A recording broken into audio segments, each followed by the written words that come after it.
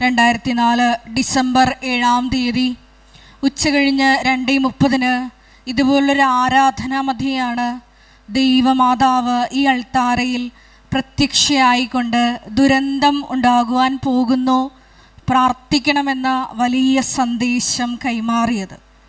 ജീവിതത്തിൻ്റെ വിവിധ ദുരന്ത മുഖങ്ങളിൽ നിൽക്കുന്ന അനേകം മക്കളാണ് 2015 മുതൽ കൃപാസനത്തിൽ വന്ന് തീർത്ഥാടക ഉടമ്പടിയെടുത്ത് പ്രാർത്ഥിച്ചിട്ട് പോയിട്ടുള്ളത്. ആ മക്കളുടെ എല്ലാം വിവിധങ്ങളായ നിയോഗങ്ങളെ നമുക്ക് ഈ അൾത്താരയിൽ ഒരു നിമിഷം നമ്മുടെ നിയോഗങ്ങളോട് ചേർത്ത് സമർപ്പിച്ച് പ്രാർത്ഥിക്കാം.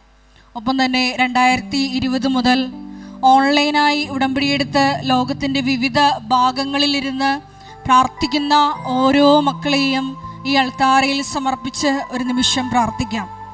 ലൈറ്റ് ക്യാൻഡിൽ പ്രെയർ വഴിയായും കൃപാസനത്തിലെ ഓൺലൈൻ ശുശ്രൂഷകളിലൂടെയും ഏറെ പ്രത്യേകമായിട്ട് ഇപ്പോൾ നടക്കാൻ പോകുന്ന മരിയൻ ഉടമ്പടി ധ്യാനത്തിലും വിവിധ സമയങ്ങളിൽ പങ്കെടുത്ത് പ്രാർത്ഥിക്കുവാൻ പോകുന്ന മുഴുവൻ ദൈവ മക്കളുടെ നിയോഗങ്ങൾ ഒരു നിമിഷം ഈ അൾത്താരയിൽ സമർപ്പിച്ച് പ്രാർത്ഥിക്കാം.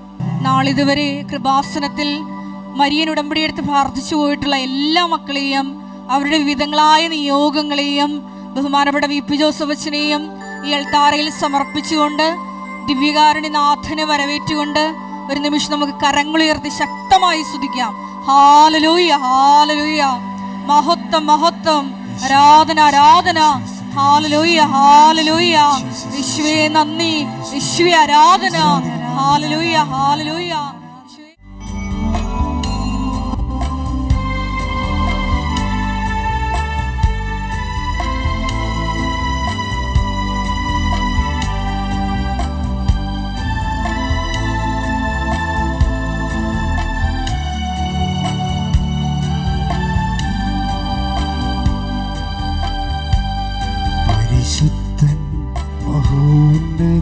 ദൈവം പരമെങ്ങും വിളങ്ങും മഹേശൻ, സ്വർഗീയ സൈന്യങ്ങൾ വാഴ്ത്തി സ്തുതിക്കും സ്വർലോകനാഥനാം മിശിഹാ. പരിശുദ്ധൻ മഹോന്നത ദൈവം പരമെങ്ങും വിളങ്ങും മഹേശൻ, സ്വർഗീയ സൈന്യങ്ങൾ വാഴ്ത്തി സ്തുതിക്കും സ്വർലോകനാഥനാം മിശിഹാ.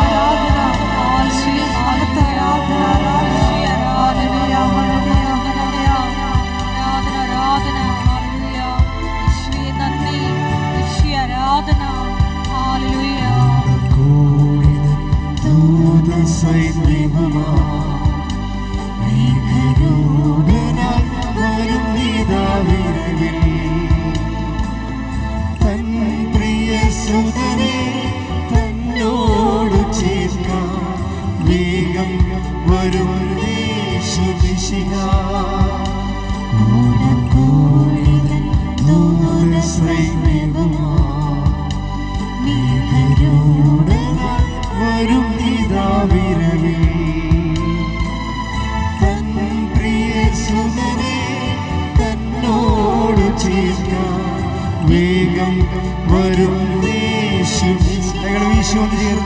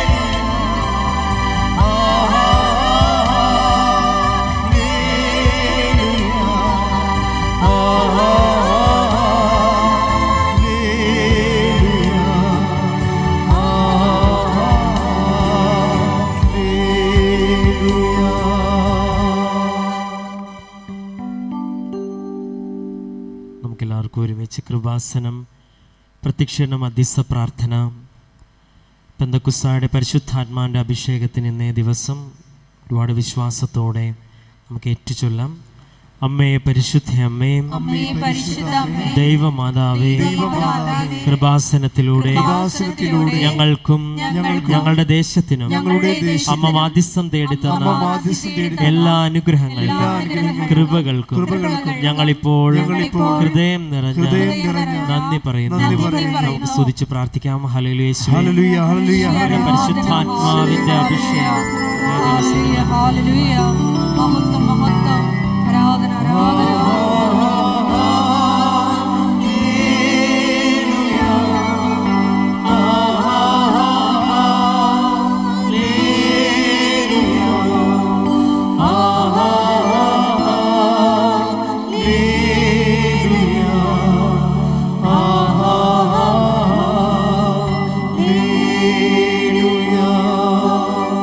പരിശുദ്ധ പരമദിവ്യകാരുണ്യത്തിന് ആരാധനയും സ്തുതിയും പുകഴ്ചയും ഉണ്ടായിരിക്കട്ടെ. പരിശുദ്ധ പരമദിവ്യകാരുണ്യത്തിന് ആരാധനയും സ്തുതിയും പുകഴ്ചയും ഉണ്ടായിരിക്കട്ടെ. പരിശുദ്ധ പരമദിവ്യകാരുണ്യത്തിന് നേരവും ആരാധനയും സ്തുതിയും പുകഴ്ചയും ഉണ്ടായിരിക്കട്ടെ. അമ്മേ പരിശുദ്ധ അമ്മേ, അമ്മേ പരിശുദ്ധ അമ്മേ, ദൈവമാതാവേ, 2004 ഡിസംബർ 7-ാം തീയതി ഉച്ച കഴിഞ്ഞ് 2:30 കൃപാസനത്തിൽ സംഭവിച്ച അമ്മയുടെ പ്രത്യക്ഷപ്പെടലിനെ കുറിച്ച് തിരുസഭയ്ക്ക് സമർപ്പിച്ചിരിക്കുന്ന പഠനരേഖകളുടെ മേൽ വസ്തുനിഷ്ഠവും ദൈവശാസ്ത്ര വിധിപ്രകാരമുള്ളതുമായ അന്വേഷണ പഠനങ്ങൾ നടത്തി ആ പ്രത്യക്ഷപ്പെടലിലൂടെ പ്രകടമായ ദൈവമാതാവിന്റെ പ്രത്യേക കരുതലും സംരക്ഷണവും വെളിപ്പെടുത്തുന്ന പീഡിതരുടെ ആശ്വാസവും പ്രവാചകന്മാരുടെ രാജ്ഞിയും വാഗ്ദാനത്തിന്റെ പേടകവും പ്രപഞ്ച പ്രകൃതിയുടെ മാതാവുമായ പരിശുദ്ധ അമ്മയുടെ തിരുസഭയിൽ കൂടുതൽ പ്രചരിച്ച് ജീവിതത്തിന്റെ ദുരിത ദുരന്ത അവസ്ഥകളിൽ അകപ്പെട്ടു കഴിയുന്ന അനേകായിരം മക്കൾക്ക് ദൈവത്തിന്റെ സാന്നിധ്യവും സന്ധിപ്പും കൂടുതൽ അനുഭവിക്കുക വഴി ആത്മീയ വിശുദ്ധിയും ദൈവശക്തിയും കൈവരിക്കുവാൻ ഞങ്ങളുടെ കുടുംബങ്ങളെ ഇടയാക്കണമേ. അമ്മേ പരിശുദ്ധ അമ്മേ, ഭൂസ്വർലോകങ്ങളുടെ രാജ്ഞിയായ അങ്ങേക്ക് ഭൗമ സംരക്ഷണത്തിനായി പ്രപഞ്ച പ്രകൃതിയെ തിരുസഭ പ്രതിഷ്ഠിക്കുവാൻ ഈ പ്രത്യക്ഷീകരണ വഴി ഇടയാക്കണമേ. പരിശുദ്ധ അമ്മേ, ജപമാല മാതാവേ, സകല കൃപാസന പ്രാർത്ഥനകളോട് ചേർത്ത് ഞങ്ങൾ ഇപ്പോൾ പ്രാർത്ഥിക്കുന്ന ഈ സമൂഹത്തിന്റെ പ്രത്യേക നിയോഗങ്ങൾ, നമ്മുടെ നിയോഗങ്ങൾ നമുക്ക് മൗനമായി സമർപ്പിച്ച് പ്രാർത്ഥിക്കാം.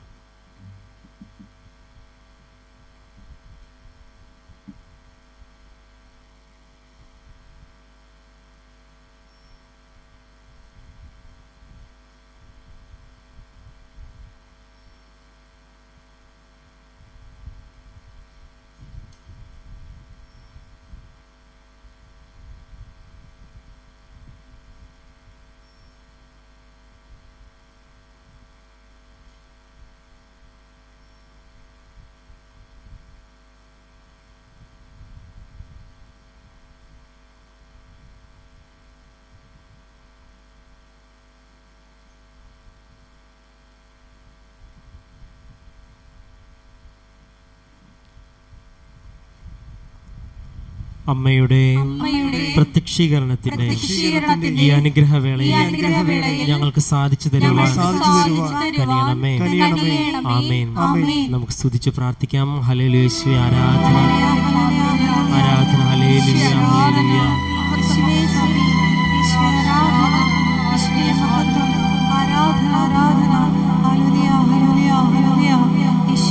ആരാധന. ഹല്ലേലൂയ. യേശുവേ നന്ദി. നമുക്കെല്ലാവർക്കും എഴുന്നേറ്റ് നിൽക്കാം. ദൈവസ്നേഹത്തോടെ കരങ്ങളടിച്ച് യേശുവെ മഹത്വപ്പെടുത്തി നമുക്ക് ഗായക സംഘത്തോട് ചേർന്ന് പാടി പ്രാർത്ഥിക്കാം.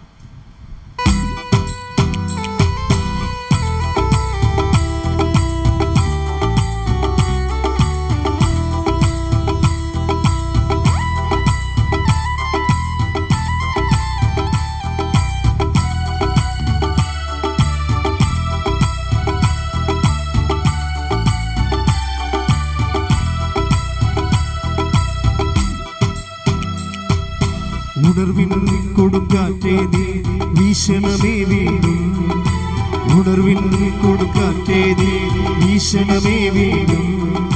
തളരും മനസ്സുകളിൽ പുതിയൊരു ജീവൻ നൽകണമേ, തളരും മനസ്സുകളിൽ പുതിയൊരു ജീവൻ നൽകണമേ. വീണ്ടും എനിക്കു നൽകണമേ പുതിയൊരു പെന്തക്കോസ്ത, വീണ്ടും എനിക്കു നൽകണമേ പുതിയൊരു പെന്തക്കോസ്ത. അഭിഷേകത്തിൻ കൈകൾ എന്നെ നീട്ടണമേ, അഭിഷേകത്തിൻ കൈകൾ എന്നെ നീട്ടണമേ. ഉണർവിൻ കൊടുങ്കാറ്റേ നീ വീശണമേ വീണ്ടും, ഉണർവിൻ കൊടുങ്കാറ്റേ നീ വീശണമേ വീണ്ടും. സ്തുതിച്ചു പ്രാർത്ഥിക്കാം. ഹല്ലേലൂയ, ഹല്ലേലൂയ. മഹത്വം, മഹത്വം. ആരാധന, ആരാധന. ഈശോയെ നന്ദി. ഈശോ ആരാധന.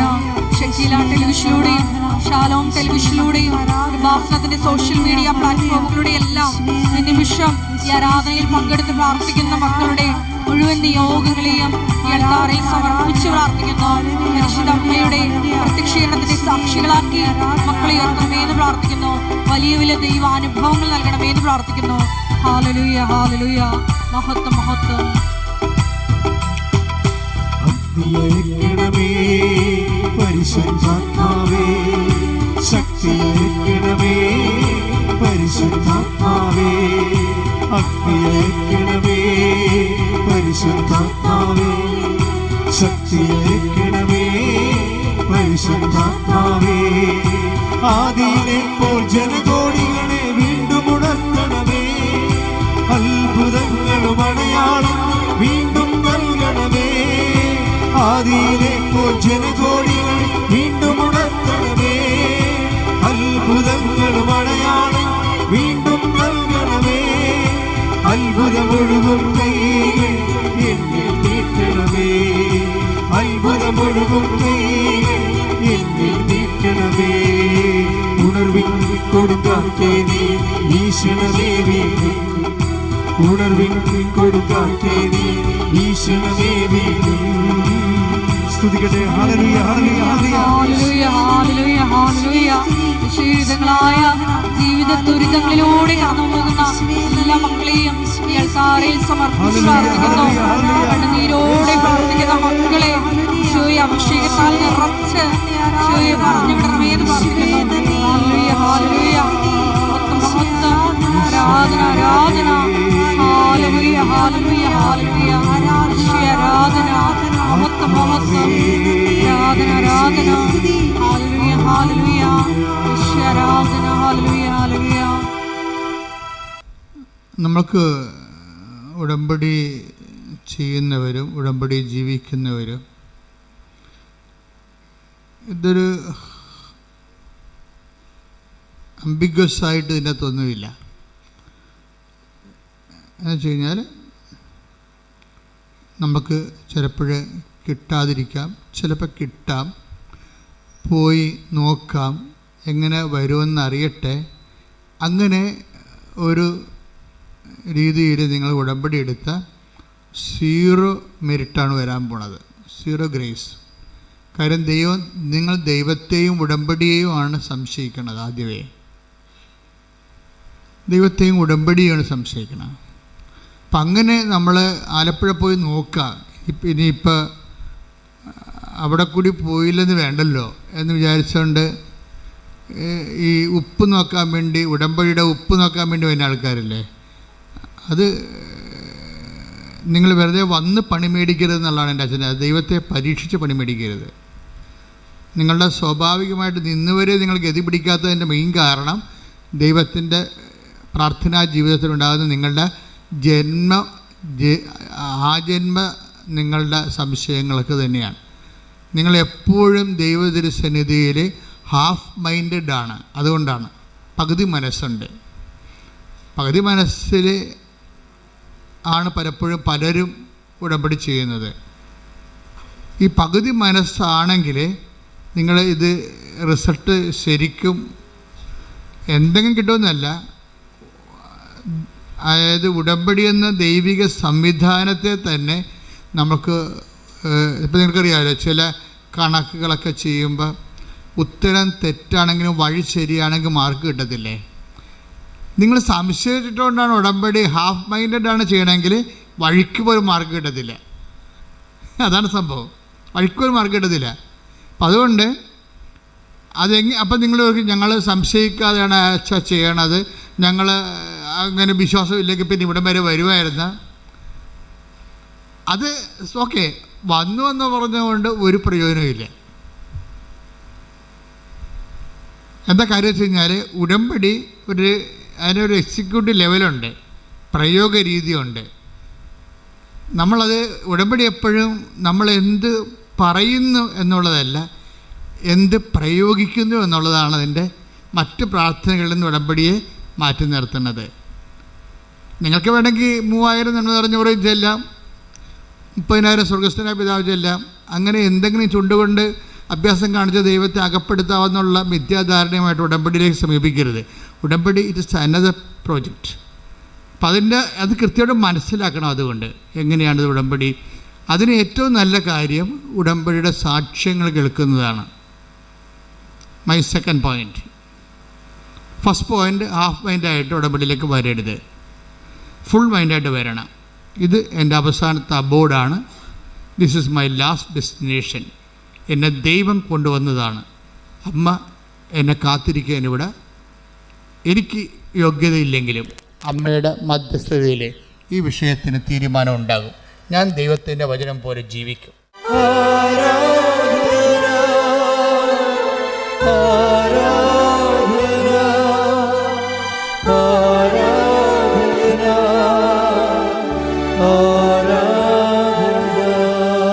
പരിശുദ്ധ പരമദിവ്യകാരുണ്യത്തിന് ആരാധനയും സ്തുതിയും പുകഴ്ചയും ഉണ്ടായിരിക്കട്ടെ.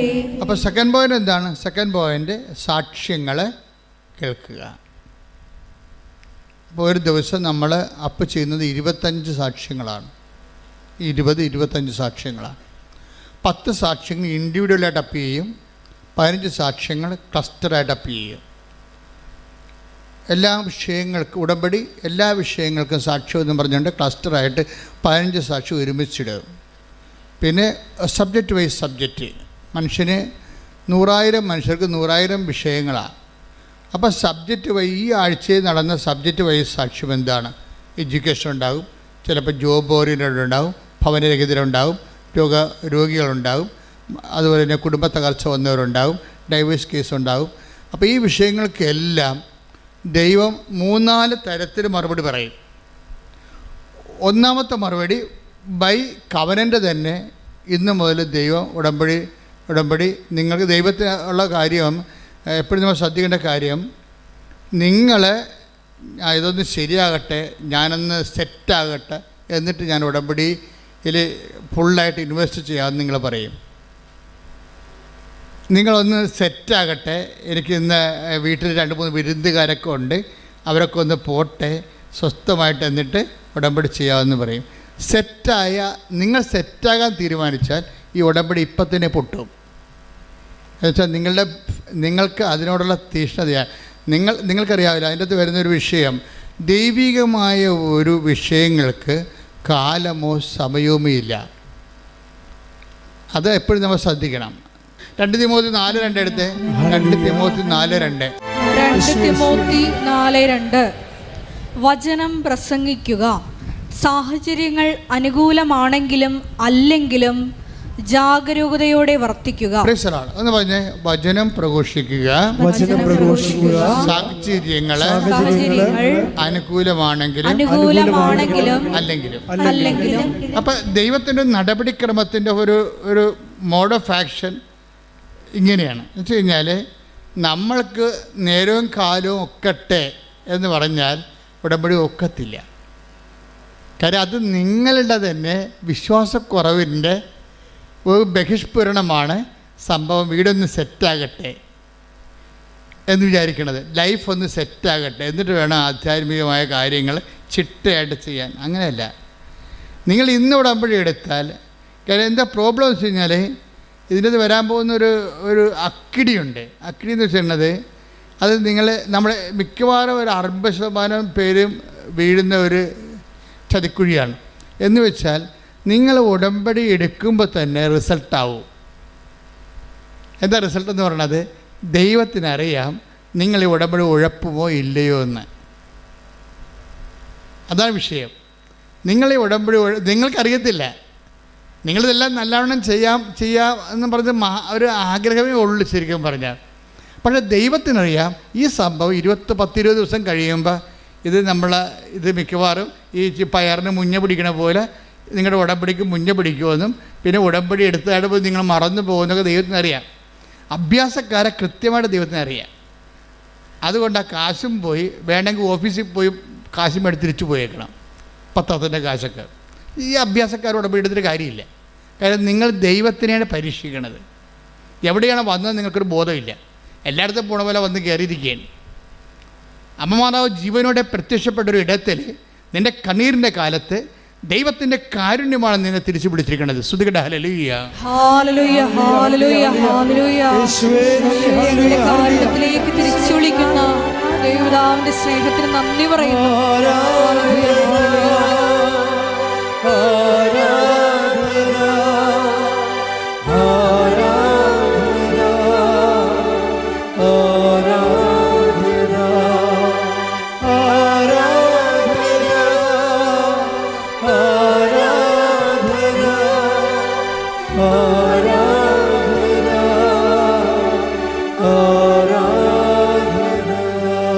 അവസാനം എന്താണ് അച്ഛൻ പറഞ്ഞത്?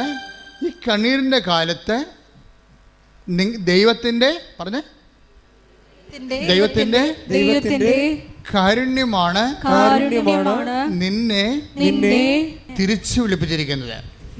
അപ്പോൾ ഉടമ്പടി എന്ന് പറയുമ്പോൾ നിങ്ങൾ എല്ലാ പ്രാർത്ഥനയ്ക്കും പോകുന്നവരെ കുടുംബസാരഥി കുർബാന ഉള്ളവരാണ്, കുടുംബദ്വാസ ജീവിതം ഉള്ളവരാണെന്ന് പറഞ്ഞൊരു കാര്യമില്ല. ഇതെല്ലാം ഉണ്ടെങ്കിലും നമുക്ക് ദൈവത്തിൽ നിന്ന് അകന്ന് ജീവിക്കാൻ പറ്റും. ഇത് ഭയങ്കര സംഭവമാണ്. കുടുംബ പ്രാർത്ഥനയൊക്കെ ഉണ്ടാകും, നിങ്ങൾ ഡെയിലി കമ്മ്യൂണിക്കേറ്റഡ് ആയിരിക്കും.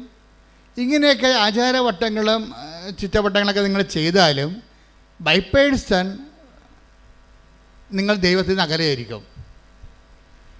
അതുകൊണ്ടാണ് ഇപ്പോൾ ഈശോ ഇങ്ങനെ പറഞ്ഞത്, ദൈവത്തിൻ്റെ കാരുണ്യമാണ് നിങ്ങളെ തിരിച്ചു വിളിപ്പിച്ചിരിക്കുന്നത്. പറഞ്ഞേ, ദൈവത്തിൻ്റെ എന്നെ തിരിച്ചു വിളിച്ചിരിക്കുന്ന ദൈവത്തിൻ്റെ കാരുണ്യമേ, ദിവ്യകാരുണ്യമേ, അങ്ങേ ആരാധിക്കുകയും സ്തുതിക്കുകയും അങ്ങേക്ക് നന്ദി പറയുകയും ചെയ്യുന്നു. ഉടമ്പടി എപ്പോഴും നമുക്ക് ഓർക്കുക, അത് കാരുണ്യത്തിൻ്റെ പ്രാർത്ഥനയാണ്. ദൈവം ആരോട് കാരുണ്യം കാണിക്കുന്നു എന്ന് വെച്ചാൽ നിൻ്റെ മെറിറ്റല്ല. അവിടെ നീ ഒരിക്കലും ഉടമ്പടി വന്നിട്ട് പറയും ഞങ്ങൾ പ്രഖ്യാപിതമായിട്ടുള്ള പാരമ്പര്യ ക്രൈസ്തവരാണ്, ഞങ്ങൾ കാലാകാലങ്ങളായിട്ട് ദൈവമായിട്ട് ജീവിക്കുന്ന ഭക്തിയുള്ള വിശ്വാസമുള്ള സമൂഹമാണ്. പക്ഷേ once you come to the covenant it is out of mercy. നിങ്ങളത് ഇതൊക്കെ എല്ലാം ഉണ്ടെങ്കിലും നിങ്ങൾക്കിപ്പോൾ കവനൻ്റിലേക്ക് വരേണ്ട ഒരു അവസ്ഥ വന്നെങ്കിൽ അത് ഒരു ദൈവവിളി എന്നതിനേക്കാൾ ഉപരി ദൈവം നിങ്ങളുടെ കുടുംബത്തോട് കാണിക്കുന്ന കാരുണ്യമാണ്. ഉടമ്പടിയും കാരുണ്യമായിട്ടാണ് കണക്ട് ചെയ്തിരിക്കുന്നത്. അതായത് സങ്കീർത്തനം എടുത്ത്, സങ്കീർത്തനം 92:3 എടുത്ത്, കിന്നരവും വീണയും മീട്ടിയും പ്രഭാതത്തിൽ അങ്ങയുടെ കരുണയെയും രാത്രിയിൽ അങ്ങയുടെ വിശ്വസ്തതയെയും ഉദ്ഘോഷിക്കുന്നത് എത്ര ഉചിതം. Praise Lord. പ്രഭാതത്തിൽ പകല് മനുഷ്യന് ദൈവം നമ്മോട് കാണിക്കുന്നത് കാരുണ്യമാണ്. പകല്. രാത്രി ദൈവം നമ്മോട് കാണിക്കുന്നത് വിശ്വസ്തതയാണ്. ഈ ഉടമ്പടി നമുക്ക് 2 പകലും രാത്രിയും, ഡാർക്ക് ആൻഡ് ലൈറ്റ് ഉണ്ട് ജീവിതത്തിൽ, അല്ലേ? ജീവിതത്തിൻ്റെ പകലിലെ പ്രകാശമുള്ളപ്പോൾ നമ്മളുടെ ദൈവം നമ്മോട് കാണിക്കുന്നത് എന്താണ്?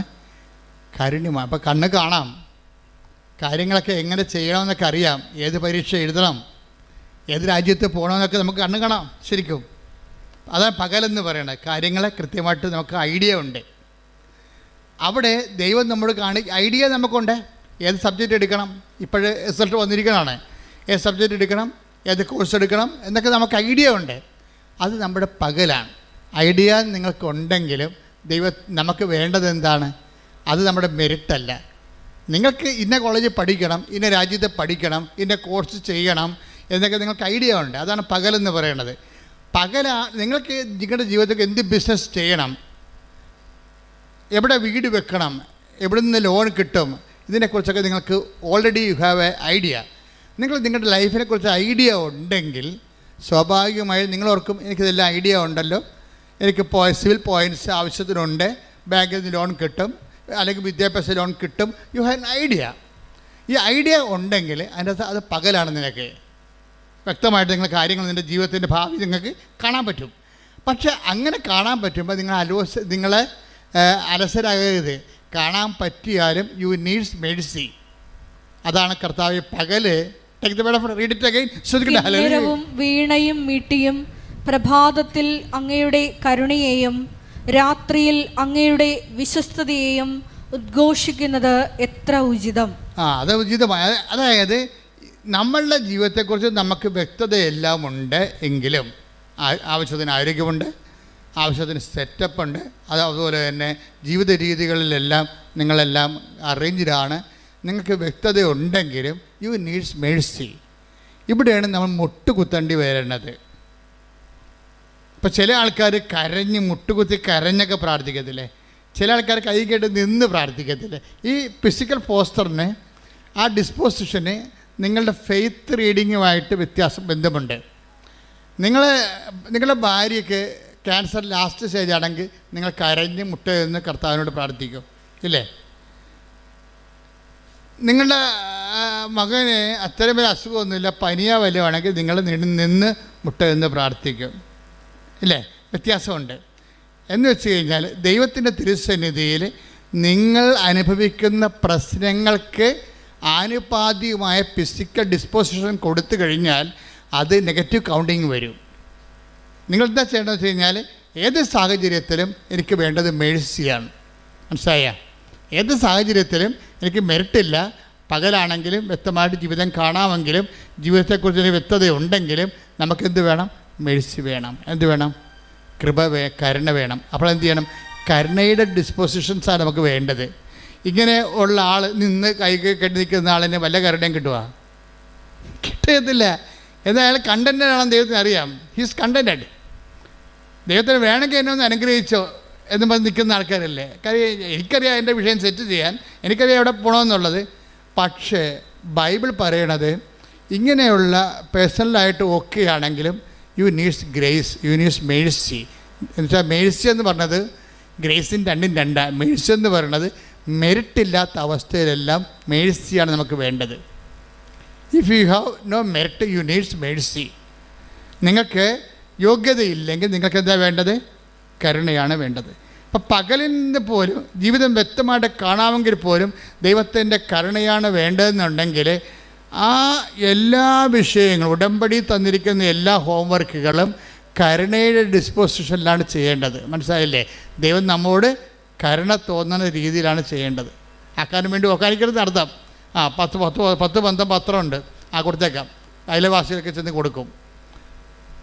കൊടുത്ത് പെട്ടെന്ന് ചാപ്റ്റർ എത്രയും വേഗം ചാപ്റ്റർ ക്ലോസ് ചെയ്യാൻ പറ്റുമല്ലോ എന്ന് വിചാരിച്ചുകൊണ്ട് ആ ചാപ്റ്റർ ക്ലോസ് ചെയ്യും. പത്രം കൊടുക്കാൻ പറഞ്ഞു. ഇന്ന് ബഹുമാനോടെ ക്ലീനച്ചൻ പറഞ്ഞില്ലേ, ഇവിടുത്തെ ഏറ്റവും ടോപ്പ് പ്രേക്ഷിത പ്രവർത്തനം ഉടമ്പടിയിൽ മിക്കവാറും 40 പോയിൻ്റാണ് പത്രത്തിനുള്ളത്. കാര്യം പത്രമാണ് ജനങ്ങളെ ദൈവത്തിലേക്ക് അടുപ്പിക്കുന്നത്. നിങ്ങളൊരു രോഗിയെ നഖം വെട്ടി കൊടുത്തു കഴിഞ്ഞാൽ ആ രോഗിക്ക് മാത്രമാണ് ഗുണം. പക്ഷെ ഒരു പത്രം കൊടുത്തു കഴിഞ്ഞാൽ അവന് വിശ്വാസം കൊടുക്കുക മാത്രമല്ല, നിങ്ങളെ സഹായിച്ച ആരെങ്കിലും വേറെ ആൾക്കാരെ സഹായിച്ച ചരിത്രമുണ്ടോ? പക്ഷെ നിങ്ങൾ വിശ്വാസം കൊടുത്താൽ ആ വിശ്വാസം അവർ കൈമാറും. അപ്പോൾ ഈ ഇവാഞ്ചലൈസേഷനും, അതായത് വിശ്വാസ കൈമാറ്റവും വിശ്വാസ പ്രവർത്തനവും തമ്മിൽ വ്യത്യാസമുണ്ട്. അതുകൊണ്ടാണ് ദൈവത്തിൻ്റെ കരുണ നമുക്ക് ലഭിക്കത്തക്ക രീതി വേണം നിങ്ങൾ പ്രേക്ഷിത പ്രവർത്തനങ്ങൾ ചെയ്യാൻ. എന്താണ്? നിങ്ങൾ പ്രാർത്ഥിക്കണം, കർത്താവേ, ഇത് ഞാനൊരു കടമ നിർവഹിക്കുക മാത്രമല്ല, ഇത് വായിച്ചവൻ അങ്ങേ അറിയണം, അത് എൻ്റെ ചെവി കൊണ്ട് ഞാൻ കേൾക്കണം, അവർക്ക് കർത്താവിനെ കിട്ടിയെന്ന് അറിയണം. അങ്ങനെയൊക്കെ നമുക്ക് ഒരു ആത്മബന്ധത്തോടുകൂടിയാണ് പ്രേക്ഷിത പ്രവർത്തനം ചെയ്യണമെങ്കിൽ നിങ്ങൾക്ക് കർത്താവിൻ്റെ കരുണ കിട്ടും. എന്ന് വെച്ച് കഴിഞ്ഞാൽ ഇപ്പം ഞാനിപ്പോൾ എവിടെയെങ്കിലും പോവുകയാണെങ്കിൽ ഞാൻ രാവിലെ എനിക്ക് ഫീഡിങ് പ്രെയർ എന്ന് പറഞ്ഞ സെഷനുണ്ട്. ഫീഡിങ് പ്രെയർ എന്ന് വെച്ച് കഴിഞ്ഞാൽ ആ മുഴുവൻ റൂട്ട്, എൻ്റെ വണ്ടി പോകുന്ന മുഴുവൻ റൂട്ട് കർത്താവിന് സമർപ്പിക്കും. തലേദിവസം തന്നെ സമർപ്പിക്കാൻ തുടങ്ങും. എൻ്റെ പുറകെ വരുന്ന വാഹനം, മുമ്പേ വരുന്ന വാഹനം, സൈഡിൽ കൂടെ പോകുന്ന വാഹനം, ഞാൻ കണ്ടെത്തുന്ന സ്ഥലങ്ങൾ, കുടിക്കുന്ന വെള്ളം, എല്ലാ ടൈം, ഓഫീസ്, കണ്ടുമുട്ടുന്ന വ്യക്തികൾ, കണ്ടുമുട്ടാനിരിക്കുന്നവർ, ഇനി എൻ്റെ ആംഗിളിലില്ലാത്ത ആൾക്കാരെ എല്ലാം ദൈവത്തിൻ്റെ സന്നിധി കൊണ്ടുവരും. ഇങ്ങനെ ഈ ഇതിന് ഈ ഫീഡിങ് പ്രയറിൻ്റെ ഒരു ഗുണം, നിങ്ങളുടെ ദൗത്യം മിഷൻ ഗൈഡഡ് ആയിരിക്കും. ഫീഡിങ് പ്രയർ വന്നാൽ മിഷൻ ഗൈഡഡ് ആവും. എന്ന് വെച്ച് കഴിഞ്ഞാൽ ആര് ഗൈഡ് ചെയ്യും? ഇപ്പം നിങ്ങളുടെ യാത്രകൾ നിങ്ങളല്ല ഗൈഡ് ചെയ്യണത്. That is known sense. അത് പഠിക്കാൻ സാധിക്കും. ഒരു ദൈവ പൈതലിനെ സംബന്ധിച്ചിടത്തോളം അവൻ്റെ യാത്ര, അവൻ്റെ ഉദ്യമങ്ങൾ ദൈവം ഗൈഡ് ചെയ്യണം. ദൈവം ഗൈഡ് ചെയ്യണമെങ്കിൽ എല്ലാം ദൈവത്തിൻ്റെ കൺട്രോളിൽ കൊണ്ടുവരണം. എല്ലാം ദൈവത്തിൻ്റെ കൺട്രോളിൽ. യാത്ര, ഭക്ഷണം, സംസാരം എല്ലാം എല്ലാം ദൈവത്തിൻ്റെ കൺട്രോളിൽ കൊണ്ടുവന്നു കഴിഞ്ഞാൽ പിന്നീട് ഫീഡിങ് കഴിയുമ്പോൾ, അതാണ് ഫീഡിങ് എന്ന് പറയണത്. അത് ഓരോ ഇപ്പോൾ ഞങ്ങൾ ചിലർ ജപമാല ചൊല്ലി സമർപ്പിക്കും, ചിലർക്ക് സൽപ്രവർത്തികൾ ചെയ്തുകൊണ്ട് അവരുടെ അജണ്ട സമർപ്പിക്കും. പാസ്പോർട്ട് ഓഫീസിൽ പോകണം, വിസ ഓഫീസിൽ പോകണം, ഇൻ്റർവ്യൂവിന് പോകണം, പരീക്ഷയ്ക്ക് പോകണം. ഇങ്ങനെ വ്യത്യസ്തമായ കാര്യങ്ങൾ അവിടെ കണ്ടുമുട്ടുന്ന വ്യക്തികൾ തിരിച്ചു പോരുന്ന വരെയുള്ള മുഴുവൻ സംഭവം ഫീഡ് ചെയ്ത് കൊടുക്കണം. പേഴ്സണൽ പ്രയറിൻ്റെ സമയത്താണ് ഫീഡിങ് നടക്കേണ്ടത്. ഫീഡിങ് നടന്നു കഴിഞ്ഞാൽ ടോട്ടലായിട്ട് ഇത് ഗൈഡഡ് ആവും. ഉടനെ ഇത് വേറെ ഫോർമാറ്റിലേക്ക് മാറിയിട്ട് ഗൈഡഡ് ആവും. അപ്പം നിങ്ങൾ അല്ല നയിക്കപ്പെടുന്നത്, നിങ്ങൾ വിചാരിക്കാത്ത സ്ഥലങ്ങളിലേക്ക് നിങ്ങളെ ദൈവം കൊണ്ടുപോകും. നിങ്ങൾ വിചാരിക്കാത്ത വ്യക്തികളും, കാര്യം നിങ്ങൾക്ക് കാണേണ്ട വ്യക്തി ആരാണെന്ന് ദൈവത്തിന് അറിയാം. നിങ്ങൾക്ക് പോകേണ്ട വ്യക്തി ഓഫീസ് എവിടെയാണെന്ന് ദൈവത്തിന് അറിയാം. അതെങ്ങനെയാണ് ഈസിയായിട്ട് പോകേണ്ടത് ദൈവത്തിന് അറിയാം. ഇതെല്ലാം ദൈവം ക്രമീകരിച്ച് തരും. ഇതാണ് ഗൈഡഡ് എന്ന് പറയുന്നത്, ഗൈഡഡ് ലൈഫ് എന്ന് പറയുന്നത്. അപ്പോൾ മൊത്തം ദൈവത്തിൻ്റെ ഗൈഡ് ലൈൻസ് കൊണ്ടുവരണം. ഇപ്പോൾ ചിലർക്ക് ആകസ്മികമായിട്ടൊക്കെ ചില ആൾക്കാർ കണ്ടുപിടിയത് ആകസ്മികമായിട്ട്. ഇപ്പോൾ കഴിഞ്ഞ ദിവസങ്ങളിലൊരു സാക്ഷ്യം ഉണ്ടായി. ആ ചേച്ചിയുടെ പേര് ഞാൻ മറന്നുപോയി. അംബിക ചേച്ചിയുടെ സാക്ഷ്യം എന്തറിയാമോ? അംബിക ചേച്ചിയുടെ മകളെ അവർ അയർലൻഡിലോട്ട് വിടുകയാണ്. അപ്പോഴവിടുത്തെ പ്രോബ്ലം വെച്ച് കഴിഞ്ഞാൽ അംബിക ചേച്ചി ആണ് ശരിക്കും കർത്താവുമായിട്ട് ബന്ധമുള്ളത്. അമ്മയെ ഉടമ്പടി എടുത്ത് അമ്മയുമായിട്ട് അടുപ്പമുള്ളത് അംബികയ്ക്കാണ്. മകൾക്ക് വേണ്ടിയാണ് അംബിക അത് ചെയ്തിരിക്കുന്നത്. അപ്പോൾ ഇവർക്ക് ഈ അവരവിടെ എത്ര വരെ ഇതുവരെക്കും അവിടെ അക്കോമഡേഷൻ ആയിട്ടില്ല. അക്കോമഡേഷൻ ആകാത്ത സമയത്ത് അംബിക മകളോട് പറയും, നീ അവിടെ ചെല്ലുക, മാതാവ് നിന്നെ കാത്തു നിൽക്കും, നിനക്ക് അക്കോമഡേഷൻ അവിടെ അറേഞ്ച് ചെയ്ത് തരും. നിങ്ങളൊന്ന് ചിന്തിച്ച് നോക്കിയേ, മനുഷ്യന്മാരുടെ ബന്ധങ്ങളെ പോണ പോക്കേ. ഇവർ അയർലൻഡ് വിമാനത്താവളത്തിൽ ഇറങ്ങുമ്പോൾ തന്നെ ഒരു മലയാളി ഇവിടെ അടുത്തുകൂടി പോകും. അപ്പോൾ അയാൾ മലയാളിയാണെന്ന് ചോദിക്കും ഡ്രൈവർ. അപ്പോൾ എന്താണ് ചോദിക്കും, ചേട്ടാ ഞങ്ങൾക്ക് താമസിക്കാൻ ഇടമില്ല, താമസിക്കാനുള്ള സൗകര്യം ചെയ്തു തരുമോ എന്ന് ചോദിക്കും. അപ്പോൾ ഉടനെ ആ മനുഷ്യൻ പറയും, ആ കാറിലിരിക്കണത് എൻ്റെ വൈഫാണ്, നിങ്ങൾ അവരോട് ചെന്ന് സംസാരിക്കുക എന്ന് പറയും. ഉടനെ ഇവർ 3-4 കൂട്ടുകാർ കൂടി അവരോട് പോയി സംസാരിക്കും. അപ്പോൾ അവർ പറയും, ഞങ്ങൾക്ക് താമസിക്കാൻ ഇടമില്ല, ഞങ്ങളിവിടെ ജോലിക്ക് വന്നതാണ്, ഞങ്ങളെ സഹായിക്കും. ഉടനെ അവർ പറയും, നിങ്ങൾ വണ്ടി കയറിക്കോ എന്ന് പറയും. ഉടനെ അവർ വണ്ടി കയറിക്കൊണ്ട് ഇവിടെ അവരുടെ വീട്ടിൽ കൊണ്ട് ഇവിടെ ഇറക്കിയിട്ട് അതിൻ്റെ മുകളിലെ നില മുഴുവൻ ഒഴിഞ്ഞു കിടക്കുകയാണ്. ആ നിലയിൽ ഇവർ താമസിപ്പിക്കും. ശ്രുതികട്ടെ ഹല്ലേലൂയ. ഹല്ലേലൂയ ഹല്ലേലൂയ ഹല്ലേലൂയ. ആരാധന. മരിയോടെ എടുത്ത് ഞങ്ങൾ എല്ലാവരുടെയും കൂടെ സാന്നിധ്യമായി സഞ്ചരിക്കുന്ന അവിടുത്തെ സ്നേഹത്തിന് നന്ദി പറയുന്നു. ഹല്ലേലൂയ ഹല്ലേലൂയ ഹല്ലേലൂയ ഹല്ലേലൂയ ഹല്ലേലൂയ. ആരാധന. ഹല്ലേലൂയ ഹല്ലേലൂയ. ഞങ്ങളോട് കരുണ തോന്നി കൃപ കാണിക്കുന്ന അവിടുത്തെ വലിയ സ്നേഹത്തിന് നന്ദി പറയുന്നു. ഞങ്ങളുടെ കൈപിടിച്ച് നടക്കുന്ന അവിടുത്തെ സ്നേഹത്തിന് നന്ദി പറയുന്നു. ഞങ്ങളുടെ കൂടെ സഞ്ചരിക്കുന്ന അവിടുത്തെ സാന്നിധ്യത്തിന് നന്ദി പറയുന്നു. ഹല്ലേലൂയ ഹല്ലേലൂയ. മഹത്വം മഹത്വം. പരിശുദ്ധ പരമ ദിവ്യകാരുണ്യത്തിന് ആ വചനം ഒന്നിനു വായിച്ചേ. സങ്കീർത്തനം 92:3. കിന്നരവും വീണയും മീട്ടിയും. ഒന്ന് പറഞ്ഞേ, കിന്നരവും വീണയും മീട്ടിയും. കിന്നരവും വീണയും മീട്ടിയും പ്രഭാതത്തിൽ അങ്ങയുടെ കരുണയെയും രാത്രിയിൽ അങ്ങയുടെ വിശ്വസ്തതയെയും ഉദ്ഘോഷിക്കുന്നത് എത്ര ഉചിതം. അപ്പൊ രാത്രിയിൽ എന്താ സംഭവം? പകല് നമുക്ക് കണ്ണ് കാണാൻ ജീവിതത്തെക്കുറിച്ച് വ്യക്തതയുണ്ട്. ഇപ്പം ഇവർക്ക് അംബികയുടെ മകൾക്ക് ശരിക്കും പറഞ്ഞാൽ വ്യക്തതയില്ല, എവിടെ താമസിക്കുന്ന വ്യക്തതയില്ല. അപ്പം അംബികയ്ക്ക് വ്യക്തതയുണ്ട്. എന്താ വ്യക്തത? വിശ്വാസിക്ക് വ്യക്തതയുണ്ട്. എന്താ വ്യക്തത? അവിടെ ചെല്ലുമ്പോൾ മാതാവ് ക്രമീകരിക്കുക. കാര്യം ഉടമ്പടി അമ്മയുടെ ഉടമ്പടിയിലുള്ള ആളാണ്. അപ്പോൾ അത്രയും വിശ്വസ്തത. അപ്പം നമുക്ക് വ്യക്തതയില്ലാത്തപ്പോൾ അതിന് സുവിശേഷത്തിൻ്റെ ഭാഷയിൽ രാത്രി എന്ന് പറയും. നമുക്ക് വ്യക്തതയില്ല. എന്ത് കിട്ടും, ഏത് ജോലി ചെയ്യും, ആരെ കല്യാണം കഴിക്കും, എവിടെ താമസിക്കും, ഏത് ആശുപത്രി ചികിത്സക്ക് പോകും. We have no idea. ഇതിനാണ് ഡാർക്ക്നെസ് എന്ന് പറയണത്. ഇങ്ങനെയുള്ള സമയത്ത് ഉടമ്പടിയിൽ ഉണ്ടാകുന്ന ആനുകൂല്യം എന്ന് പറയണത് നിങ്ങൾക്ക് നിങ്ങളുടെ ജീവിതത്തെക്കുറിച്ച് സീറോ ക്ലിയർ ആണെന്ന് വിചാരിച്ചത്. സീറോ ക്ലിയർനെസ്, നിങ്ങൾക്ക് ഒരു ഐഡിയ ഇല്ല, ഒന്നിനെക്കുറിച്ചൊരു ഐഡിയ ഇല്ല. അതാണ് രാത്രി എന്ന് പറയണത്. രാത്രിയിൽ ഉടമ്പടിയിലുള്ള ഗുണം എന്താണ്? സങ്കീർത്തനം 92:3 ഒന്നുകൂടെ വായിച്ചേ. കിന്നരവും വീണയും മീട്ടിയും. ഒന്ന് പറഞ്ഞേ. കിന്നരവും വീണയും മീട്ടിയും. കിന്നരവും വീണയും മീട്ടിയും പ്രഭാതത്തിൽ അങ്ങയുടെ കരുണയെയും രാത്രിയിൽ അങ്ങയുടെ വിശ്വസ്തതയെയും ഉദ്ഘോഷിക്കുന്നത് എത്ര ഉചിതം. അതായത് രാത്രി എന്ന് പറയണത് ഒരു ഐഡിയയുമില്ല. നമുക്കറിയാം, നമ്മൾ രാത്രി എന്താ ചെയ്യണത്? നമ്മൾ ഉറങ്ങും അല്ലേ? രാത്രി നമുക്ക് പ്രവർത്തനങ്ങളൊന്നുമില്ലല്ലോ, ഉറങ്ങുകയേ ഉള്ളൂ. പക്ഷേ രാത്രി നിൻ്റെ ദൈവം എന്താ ചെയ്യണത്? രാത്രി നിനക്ക് വേണ്ടി ജാഗ്രതയുള്ള രേഖ. ഇസ്രായേലിൻ്റെ ദൈവം മയങ്ങുകയില്ല, ഉറങ്ങുകയില്ല. ആകുമ്പോൾ ഈ 124 121:4 ശ്രുതിക്കട്ടെ. ഹല്ലേലൂയ, ഹല്ലേലൂയ, ഹല്ലേലൂയ. യേശുവേ നന്ദി, ഹല്ലേലൂയ, ഹല്ലേലൂയ, ഹല്ലേലൂയ. യേശുവേ സ്തുതി, ഹല്ലേലൂയ, ഹല്ലേലൂയ, ഹല്ലേലൂയ. 121 സങ്കീർത്തനം 4-ാം തിരുവചനം. ഇസ്രായേലിന്റെ പരിപാലകൻ മയങ്ങുകയില്ല, ഉറങ്ങുകയുമില്ല. പറഞ്ഞേ. ഇസ്രായേലിന്റെ പരിപാലകൻ മയങ്ങുകയില്ല, ഉറങ്ങുകയുമില്ല. നിന്റെ രാത്രിയിൽ ദൈവം നിനക്ക് വേണ്ടി ജാഗ്രത അനുഭവിക്കും. എന്നുവെച്ചാൽ നമ്മൾക്ക് ഒന്നും ചെയ്യാൻ പറ്റാത്ത അവസ്ഥ ഉണ്ട്. രാത്രിക്കുള്ള കുഴപ്പം എന്താണ്? ഉറക്കമല്ല പ്രശ്നം. എന്താണ്? ഒന്നും ചെയ്യാൻ പറ്റാത്ത അവസ്ഥ. ചില ആൾക്കാർ പറഞ്ഞില്ല, എൻ്റെ അച്ഛാ പ്രാർത്ഥിക്കാൻ പോലും പറ്റണില്ല. രാത്രിയായി. രാത്രി എന്ന് പറയുമ്പോൾ നിങ്ങളോട് രാത്രി എന്ന് വിചാരിക്കരുത്. ജീവിതത്തിൽ ഈശോ എന്താ പറഞ്ഞ രാത്രിയെക്കുറിച്ച്?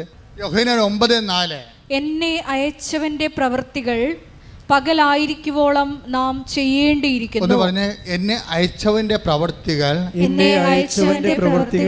പകലായിരിക്കുവോളം നാം ചെയ്യേണ്ടിയിരിക്കുന്നു. ആർക്കും ജോലി ചെയ്യാൻ കഴിയാത്ത രാത്രി വരുന്നു. രാത്രിക്ക് അങ്ങനെ ഒരു പ്രശ്നമുണ്ട്. നിങ്ങൾ വെളിച്ചത്ത്, ഇപ്പം നമ്മളിതുപോലെ പൂ പോലെ വെളിച്ചത്ത് ജീവിച്ചാലും ആധ്യാത്മികമായിട്ട് രാത്രിയിലായി പോകും ചിലപ്പോൾ. എന്താണ്? ശരി പറയുക, എൻ്റെ അച്ഛാ സങ്കടം കൊണ്ട് പ്രാർത്ഥിക്കാൻ പോലും പറ്റണില്ല. അതാണ് രാത്രി. ചിലപ്പോൾ ഭർത്താവ് ഐസിയിലായിരിക്കും, അല്ലെങ്കിൽ മകൻ ചിലപ്പോൾ ജയിലിലായിരിക്കും. നിങ്ങൾക്കത് രക്ഷപ്പെടണമെന്നൊക്കെ ഉണ്ട്, പക്ഷേ നിങ്ങൾക്കൊരു വാക്ക് പ്രാർത്ഥിക്കാൻ പറ്റണില്ല. ആർക്കും വേല ചെയ്യാൻ പാടില്ലാത്ത രാത്രി, പ്രാർത്ഥിക്കാൻ പോലും പറ്റാത്ത രാത്രി. അതാ യോഹന്നാൻ 9:4 എന്ന് പറഞ്ഞ് ആർക്കും വേല ചെയ്യാൻ പാടില്ലാത്ത രാത്രികാലം. ജീവിതത്തിൽ ഒരു ഐഡിയ ഇല്ല, ഒരാശയമില്ല, എന്ത് ചെയ്യണമെന്ന് അറിയാൻ പാടില്ല, ആരെ കോണ്ടാക്ട് ചെയ്യണമെന്ന് അറിയാൻ പാടില്ല, എങ്ങനെ ഗതി പിടിക്കുമെന്ന് അറിയാൻ പാടില്ല. നിങ്ങൾ സ്മോളൊക്കെ അടിച്ച് അല്ലെങ്കിൽ വീട്ടിൽ കടുത്തേക്ക് കയറി നിങ്ങളുടെ കഴിവ് മറച്ചു വെക്കാൻ വേണ്ടി കുഞ്ഞുങ്ങളുടെയും ഭർത്താവിൻ്റെയും ഭാര്യയുടെയൊക്കെ കടുത്തേക്ക് കയറി നിങ്ങളിങ്ങനെ അഭ്യാസം കാണിച്ച് ജീവിക്കായിരിക്കും ചിലപ്പോൾ. അതാണ് നിങ്ങളുടെ രാത്രി എന്ന് പറയുന്നത്. പ്രാർത്ഥിക്കാനും പറ്റണില്ല, കഴിവുകേടുകൾ മറച്ചു വെക്കാൻ വേണ്ടി മറ്റുള്ളവരുടെ മുമ്പിൽ ചാടിക്കയറി ജീവിക്കുന്ന സമയം രാത്രി, ഒന്നും ചെയ്യാൻ പറ്റാത്ത സമയം. ഈ രാത്രിക്ക് എന്താ ദൈവം ചെയ്യണത്? ഉടമ്പടി വന്നു കഴിഞ്ഞാൽ ഇനി നീ ഒരു രാത്രിയിൽ മാനുഷികമായ വീക്ക്നെസ് കൊണ്ടകപ്പെട്ടാലും നിനക്ക് പേടിക്കേണ്ട കാര്യമില്ല. സങ്കീർത്തനം 92:3 എന്താ പറയണത്? കിന്നരവും വീണയും മീട്ടിയും പ്രഭാതത്തിൽ അങ്ങയുടെ കരുണയെയും രാത്രിയിൽ അങ്ങയുടെ വിശ്വസ്തതയെയും ഉദ്ഘോഷിക്കുന്നത് എത്ര ഉചിതം. അപ്പൊ നീ ഇപ്പൊ നിന്റെ ജീവിതം രാത്രിയാണ്. നിനക്ക് ഐഡിയ ഇല്ല, നിനക്ക് പ്രാർത്ഥിക്കാമെന്ന് തോന്നണില്ല, നിനക്ക് ഒരു വേലയും ചെയ്യാൻ പറ്റണില്ല, നിനക്ക് ചിന്തിക്കാൻ വേണ്ടി ബിസിനസ് തുടങ്ങാമെന്ന് വെച്ചാൽ അതിന് കാശ് വേണ്ടേ? അതില്ല. വീട് വിൽക്കാമെന്ന് വെച്ചാൽ അനിയൻ്റെ പേരിൽ കൂടി പ്രമാണത്തിൽ അനിയൻ്റെ പേരും ഉണ്ട്, അവൻ സമ്മതിക്കണമില്ല. ഒന്നും ചെയ്യാൻ പറ്റണില്ല, കൈയും കാലും കെട്ടിയ പോലെ അവസ്ഥയാണ്. എന്നപ്പോൾ ചത്ത് കളയാമെന്ന് തോന്നുന്നു. അതാണ് രാത്രി എന്ന് പറയണത്. ഈ രാത്രിയിൽ നീ ഉടമ്പടിയിലാണെങ്കിൽ എന്താ സംഭവിക്കണത്? കർത്താവ് വിശ്വസ്തനായിരിക്കുമെന്ന്. മനസ്സിലായില്ലേ? കൈയടിച്ച് ശ്രുതിക്കട്ടെ.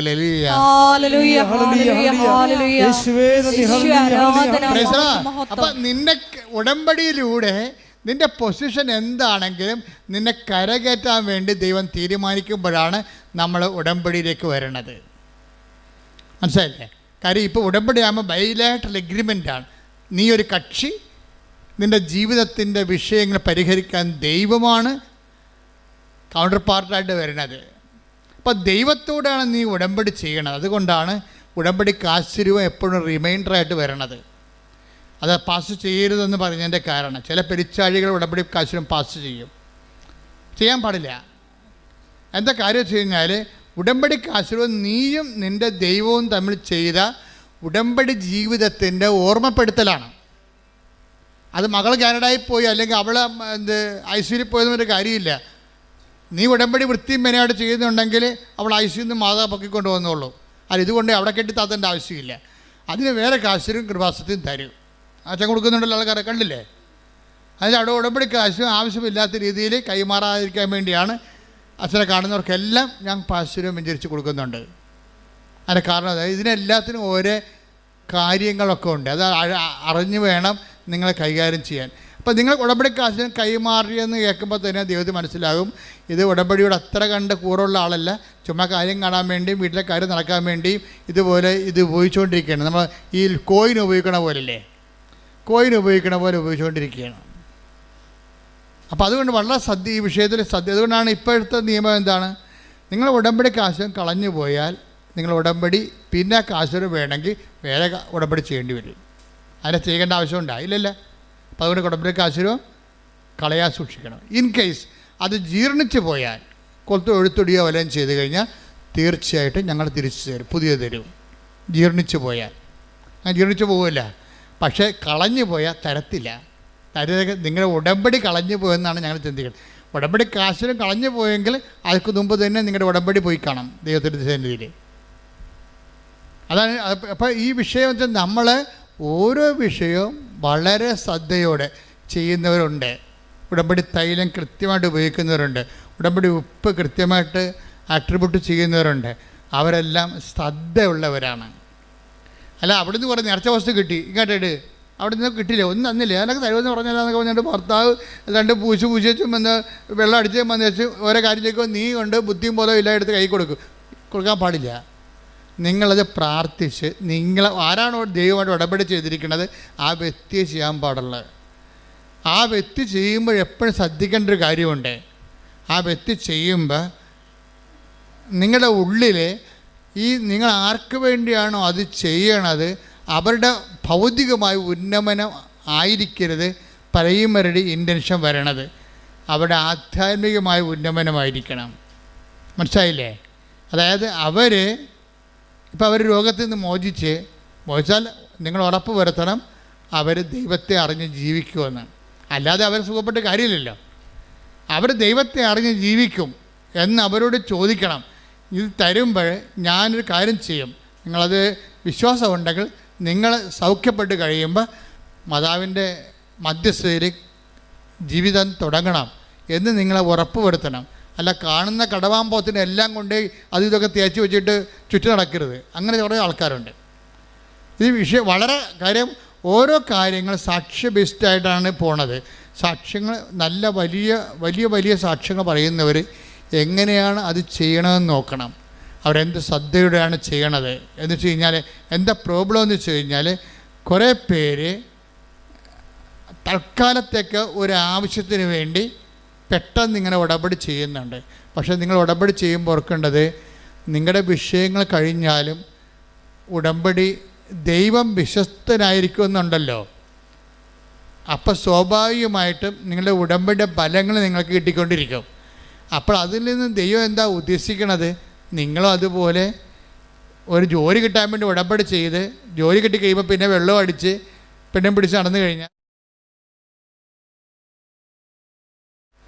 കാര്യം ദൈവത്തിൻ്റെ മുമ്പിൽ പ്രകൃതം കാണിച്ചിട്ടല്ലേ. അപ്പോൾ അതുകൊണ്ട് കൃത്യമാണ്. ഞാൻ പച്ച മലയാളമാണ് ഉപയോഗിക്കണം, അറിയാമല്ലോ. അത് നിങ്ങൾക്ക് കാര്യം മനസ്സിലാകാൻ വേണ്ടിയാണ്. അഭ്യാസം കാണിക്കാതിരിക്കാനും കൃത്യമായിട്ട് ഉടമ്പടിയിൽ ജീവിക്കാൻ വേണ്ടിയും അതനുസരിച്ച് നിങ്ങൾ കർത്താവിൻ്റെ സുവിശേഷത്തിൻ്റെ വക്താക്കളായി മാറണം. അതിന് സമയവും കാര്യങ്ങളൊന്നുമില്ല. നിങ്ങൾക്ക് ഒരു അഭിഷേകം കിട്ടിയാൽ, ഇപ്പോൾ ഇന്ന് പരിശുദ്ധാത്മാവിൻ്റെ ദിനത്തിലാണ് ഈ ധ്യാനം റെക്കോർഡ് ചെയ്യണത്. പരിശുദ്ധാത്മാവിൻ്റെ ദിനത്തിൽ ധ്യാനം റെക്കോർഡ് ചെയ്യുമ്പോൾ നിങ്ങൾക്ക് പരിശുദ്ധാത്മാവിനെ ലഭിച്ചോ ഇല്ലയോ? കാരണം ഉടമ്പടി പോലെ പരിശുദ്ധാത്മാവ് ലഭിക്കാൻ പറ്റിയ വേറെ സംവിധാനമില്ല. കാര്യം പരിശുദ്ധാത്മാവിൻ്റെ എല്ലാവിധ അഭിഷേകം തുടങ്ങുന്നത് ഉടമ്പടി കവനൻ്റ് ഫോർമാറ്റിലാണ്. കവനൻ്റ് ഫോർമാറ്റ് എന്ന് പറഞ്ഞാൽ എന്താണ്? അവൻ പറയണത് പോലെ ചെയ്യുന്നതാണ്. ഈ പരിശുദ്ധാത്മാവ് ലഭിക്കാൻ വേണ്ടിയുള്ള ഫോർമാറ്റ് എന്താണ്? കവനൻ്റ് ഫോർമാറ്റാണ്. ഇപ്പോൾ പത്രോസിൻ്റെ പ്രഭാഷണം കഴിഞ്ഞു. പത്രോസിൻ്റെ പ്രഭാഷണത്തിന് മുമ്പ് ഒരു ചോദ്യമുണ്ട്. പത്രോസിൻ്റെ പ്രഭാഷണത്തിലൂടെയാണല്ല പരിശുദ്ധാത്മാവ് നിറഞ്ഞിട്ട് ആൾക്കാർ ചോദിക്കണത്. എന്താണ്? 2:37 എടുത്ത് നടപടി 2:37. അപ്പോസ്തല പ്രവർത്തനങ്ങൾ 2:37. നടപടി 2:37. ഇത് കേട്ടപ്പോൾ വചനങ്ങൾ കേട്ടപ്പോൾ, അതാണ് ഇത് കേട്ടപ്പോൾ പത്രോസ് തോന്നിയ ദിവസം പറഞ്ഞുകൊണ്ടിരിക്കുകയല്ല, ദൈവവചനം പറഞ്ഞുകൊണ്ടിരിക്കുകയായിരുന്നു. ദൈവവചനം പറഞ്ഞുകൊണ്ടിരുന്നാൽ അത് കേട്ടാൽ ജനങ്ങളിൽ ഉടനെ ചോദ്യങ്ങൾ ഉണ്ടാകണം. അതാണ് പരിശുദ്ധാത്മാവിനെ കിട്ടാനുള്ള ആദ്യത്തെ നടപടിക്രമം. അതാണ് ദൈവവചനം പ്രഘോഷിക്കപ്പെട്ടാൽ കർത്താവ് തോണ്ടി അവർക്ക് ചോദ്യങ്ങളുണ്ടാകും. അല്ലാത്തൊരു വായിട്ട് നോക്കിയിരിക്കും. പിടിയില്ലേ? ദൈവവചനം പ്രഘോഷിക്കപ്പെട്ടാൽ ഓട്ടോമാറ്റിക്കായിട്ട് നിങ്ങൾ ദൈവത്തിൻ്റെ തോണ്ടൽ കിട്ടിയ ആളാണെങ്കിൽ, അഭിഷേകം കിട്ടിയ ആളാണെങ്കിൽ ഉടനെ നിങ്ങൾക്ക് ഒരു ചോദ്യം വരും. എന്താണ്? ഞങ്ങൾ എന്താണ്? Read it again. ശ്രദ്ധിക്കട്ടെ. ഹല്ലേലൂയ. ഇത് കേട്ടപ്പോൾ അവർ ഹൃദയം നുറങ്ങി പത്രോസിനോടും മറ്റ് അപ്പോസ്തലന്മാരോടും ചോദിച്ചു. കണ്ടില്ലേ? ദൈവവചനം കേട്ടപ്പോൾ എന്താ സംഭവിച്ചത്? ഒരു സംഭവം നടന്നു. എന്ത് ചെയ്തിട്ട്? ഹൃദയം നുറങ്ങി, അത് പൊടിച്ചുപോയി. പഴയ ഹൃദയമില്ലേ, അത് പൊടിയണം. വചനം കേൾക്കുമ്പോഴേ ഉണ്ടാകുമ്പോൾ ഇനി ഞാൻ പഴയതുപോലെ ജീവിക്കത്തില്ല, എൻ്റെ പഴയ ഹൃദയം ഓട്ടോമാറ്റിക്കായിട്ട് വചനം കേട്ട് പൊടിഞ്ഞു പോകണം, വിശദീകരിക്കണം. അതാണ് ഹൃദയം നുറുങ്ങിയെന്ന്. ഇത് പൊടിഞ്ഞോ? നിങ്ങൾ പൊടിയാതെ കല്ല് പോലെ ഇരുന്ന് വചനം കേട്ടാൽ ഇത് വർക്കൗട്ട് ചെയ്യത്തില്ല. അതായത് ആദ്യമേ വചനം കേൾക്കുമ്പോൾ തന്നെ ദൈവസകം നിറഞ്ഞിട്ട് പഴയ ഹൃദയം പൊടിഞ്ഞു പോകണം. അത് റീഡ് ഇറ്റ് അഗൈൻ. ഇത് കേട്ടപ്പോൾ അവർ ഹൃദയം നുറുങ്ങി. എല്ലാവരും പറഞ്ഞു. ഇത് കേട്ടപ്പോൾ അവർ ഹൃദയം നുറുങ്ങി പത്രോസിനോടും മറ്റ് അപ്പോസ്തലന്മാരോടും ചോദിച്ചു, സഹോദരന്മാരെ ഞങ്ങൾ എന്താണ് ചെയ്യേണ്ടത്? അതാണ് കവനന്റ് ഫോർമാറ്റ് എന്ന് പറയുന്നത്. വചനം കേട്ടാൽ അടുത്ത നടപടി കവനന്റാണ്. ഒരിക്കൽ നിങ്ങൾ ദൈവവചനം കേട്ടാൽ എൻ്റെ അടുത്ത നടപടി എന്താണ്? കയ്യൊപ്പ് പ്രാർത്ഥന അല്ല. അടുത്ത നടപടി കവനൻ്റാണ്. എന്താണ്? ഇത് കേട്ടപ്പോൾ അവരെല്ലാവരും അപ്പോസ്തലന്മാരോട് ചോദിച്ചു, എന്ത് ചെയ്യണം? ഞങ്ങൾ എന്താണ് ചെയ്യേണ്ടത്? അപ്പോൾ പത്രോസ് എന്താ പറയണത്? പത്രോസ് പറഞ്ഞ എന്താണ്? 2:30 വായിച്ചേ. പശ്ചാത്തപിക്കുവിൻ. പറഞ്ഞ നിങ്ങൾ പശ്ചാത്തപിക്കുവിൻ. പാപമോചനത്തിനായി എല്ലാവരും യേശുക്രിസ്തുവിന്റെ നാമത്തിൽ സ്നാനം സ്വീകരിക്കുവിൻ. പരിശുദ്ധാത്മാവിന്റെ ദാനം നിങ്ങൾക്ക് ലഭിക്കും. ഇത് ഭയങ്കര സുന്ദരമായ ഒരു വെളിപാടാണ്. എന്താണ്? വചനങ്ങൾ കേട്ടപ്പോൾ ജനങ്ങളുടെ ഹൃദയം പൊടിഞ്ഞു. പഴയ ഹൃദയം ഉണ്ടായിരുന്നു. ഏഷണി, പഴക, പരദൂഷണം, വിദ്വേഷം, മത്സരം, അഹങ്കാരം ഉണ്ടായിരുന്ന ഹൃദയം പൊടിഞ്ഞു.